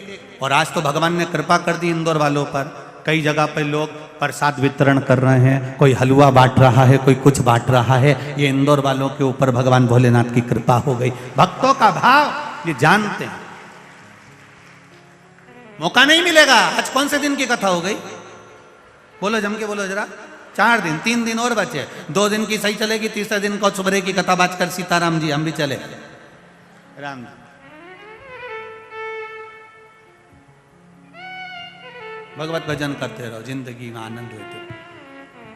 हर ब्राह्मण ने, हर प्रिय ने अपने पिता से कहा, आज दूषण नाम का राक्षस अपने असली स्वरूप में आ गया।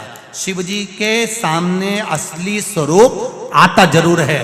जो तुम्हारे पीठ पीछे गड़बड़ करता है वो एक दिन तुम्हारे चरणों में पड़ा मिलेगा, ये निश्चितता है। ये मेरा शिव है, ये मेरा शंकर, ये मेरा ओघड़ी है, ये मेरा दयालु दातार है, ये मेरा भंडारी है, कुबेर महाकाल राजा। सामने आ गया दूषण। दूषण ने आज वेद प्रिय के बेटे को, हर प्रिय को उठा लिया। इसको ये नहीं मालूम था कि ये मिट्टी का स्पर्श कर लिया था, वो मिट्टी जो शंकर भगवान का शिवलिंग का निर्माण कर रही है। हर प्रिय को उठाया। इतनी देर में सारे ब्राह्मणों ने शिव जी को पुकारा। शंकर भगवान कालों के काल महाकाल बनकर प्रकट होने वाले थे। इतनी देर में वेद प्रिय के पास में शिव जी ने आकर कह दिया, सुनो वेद प्रिय, मैं प्रकट तो हो जाऊंगा, दूषण को मार भी दूंगा, मना नहीं है, पर अगर इसका रक्त पृथ्वी पर गिर गया तो ये 84 रूप रख लेगा, और मैं 84 रूप नहीं रख सकता, क्योंकि मैं इस भूमि पर निवास करता हूं, इस पृथ्वी पर रहता हूं,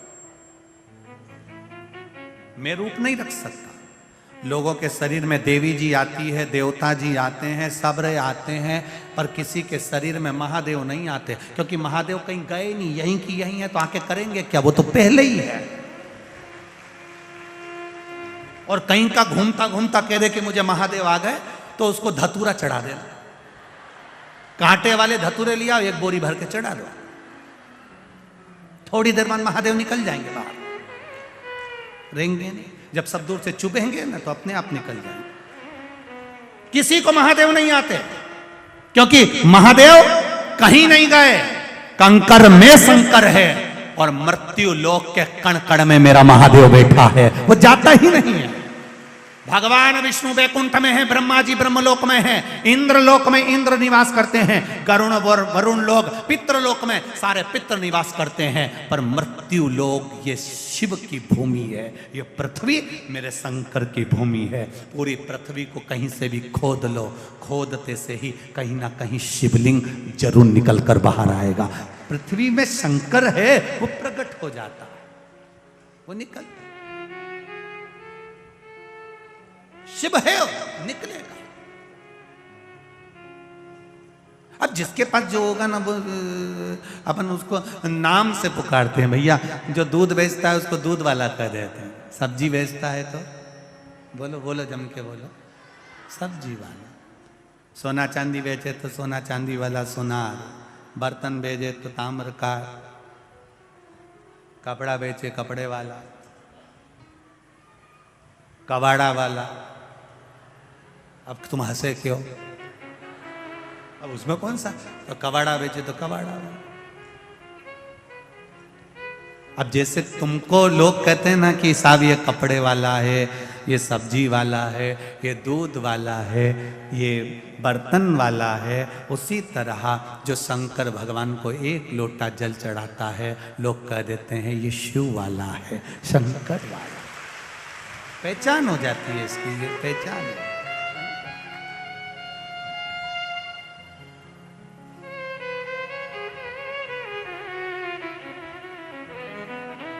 आप सब जाओ, मेरी बहन छिप्रिया से कहो, उसने तप करा। छिप्रिया घोर तप में बैठी है, घोर तप। आप छिप्रिया से कहो, जब दूषण नाम का राक्षस मरेगा, उसका रक्त भूमि पर गिरेगा, छिप्रिया पानी के रूप में आ जाए, उसको धो जाए। उसका तप बहुत प्रबल है, और छिप्रिया का अगर तप प्रबल है तो ये दूषण मर जाएगा। छिप्रिया में वो बल है। कहते हैं दुनिया के लोग कहते हैं साहब नर्मदा जी में बड़ा बल है, गंगा जी में बड़ा बल है, यमुना जी में बड़ा बल है। हम कहते हैं कोई जितनी संसार की पवित्र नदी हैं उनमें ये ऊंचा नीचा मत सोचो कि इसमें ज़्यादा बल है, इसमें कम बल है। ब्रह्मा जी बड़े कि विष्णु जी बड़े कि शिव जी बड़े, यहाँ तो सब भगवान शंकर की कथा कहती है, ब्रह्मा विष्णु महेश सब एक हैं। उसी तरह गंगा यमुना छिप्रा सरयू सब एक है। इसमें कौन बड़ा कौन छोटा ये हम नहीं कह सकते, ये तो बुद्धि है हमारी। हम जब छोटा देखते हैं तो छोटा नजर आता है, हम बड़ा देखते हैं तो बड़ा नजर आता है। ये हमारी बुद्धि के अनुसार है, नहीं तो शास्त्र तो कह रहा है, शिव महापुराण कह रही है, भगवान शंकर की कथा कर रही है कि छिप्रिया ने जो तप किया, कहते हैं जितना तप गंगा जी ने भगवान शंकर के लिए करा था, जितना तप मां नर्मदा जी ने शिव तत्व को प्राप्त करने के लिए करा था, उससे अधिक तप मां छिप्रिया ने अपने भाई के लिए किया था। कोई साधारण है, उससे अधिक तप करा है मां छिप्रिया ने। और छिप्रिया ने जब तप किया, कह दिया भगवान भोलेनाथ ने, जाओ कहो। छिप्रिया से जाकर आए वो पानी के रूप में। छिप्रिया ने कह दिया तुम जाओ, भोलेनाथ जी से कह दो तुम दूषण नाम के राक्षस को मारो, मैं पहुंच जाऊंगी। छिप्रिया तप में ऐसी लीन हो गई कि पहुंचना ही भूल गई।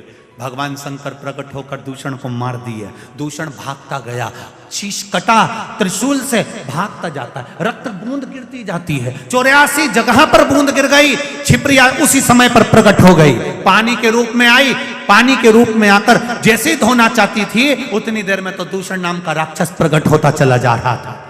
84 रूप जब दूषण नाम के राक्षस ने रख लिए, छिप्रिया की आंख में जल भर गया। मेरा भैया अकेला और राक्षस 84, मेरा शिव दूसरा रूप नहीं रख सकता। ये शिव पुराण कह रही है कि शंकर किसी के विग्रह में नहीं आते, शंकर दूसरा रूप नहीं रखते, शिव दूसरा रूप नहीं रख सकते। तो छिप्रिया ने सोचा क्या करूं। आज छिप्रिया ने अपना तपबल फैलाया और तपबल की सीमा फैलाकर अपने भाई के 84 टुकड़े कर दिए।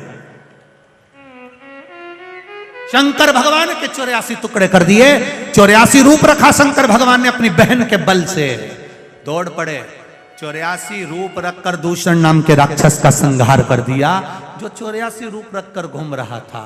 84 रूप रखकर जब दूषण नाम के राक्षस का संहार करा, ब्राह्मणों ने हर हर महादेव कहकर कहा, भोलेनाथ आप 84 रूप में अवंतिका में विराजमान हो जाओ। भगवान 84 रूप में बैठ गए। भगवान शंकर 84 रूप में विराजमान हो गए और भगवान शंकर ने दूषण नाम के राक्षस का संहार कर दिया। शिव जी दूषण का संहार करे, उनका नाम महाकाल बन गया। पर महाकाल शिवलिंग अभी प्रकट नहीं हुआ। अभी कितने महादेव प्रकट हुए हैं? जम के बोलो जरा। 84 महादेव। महाकाल प्रकट नहीं हुआ, अर्थात महाकाल बनकर, काल बनकर उन्होंने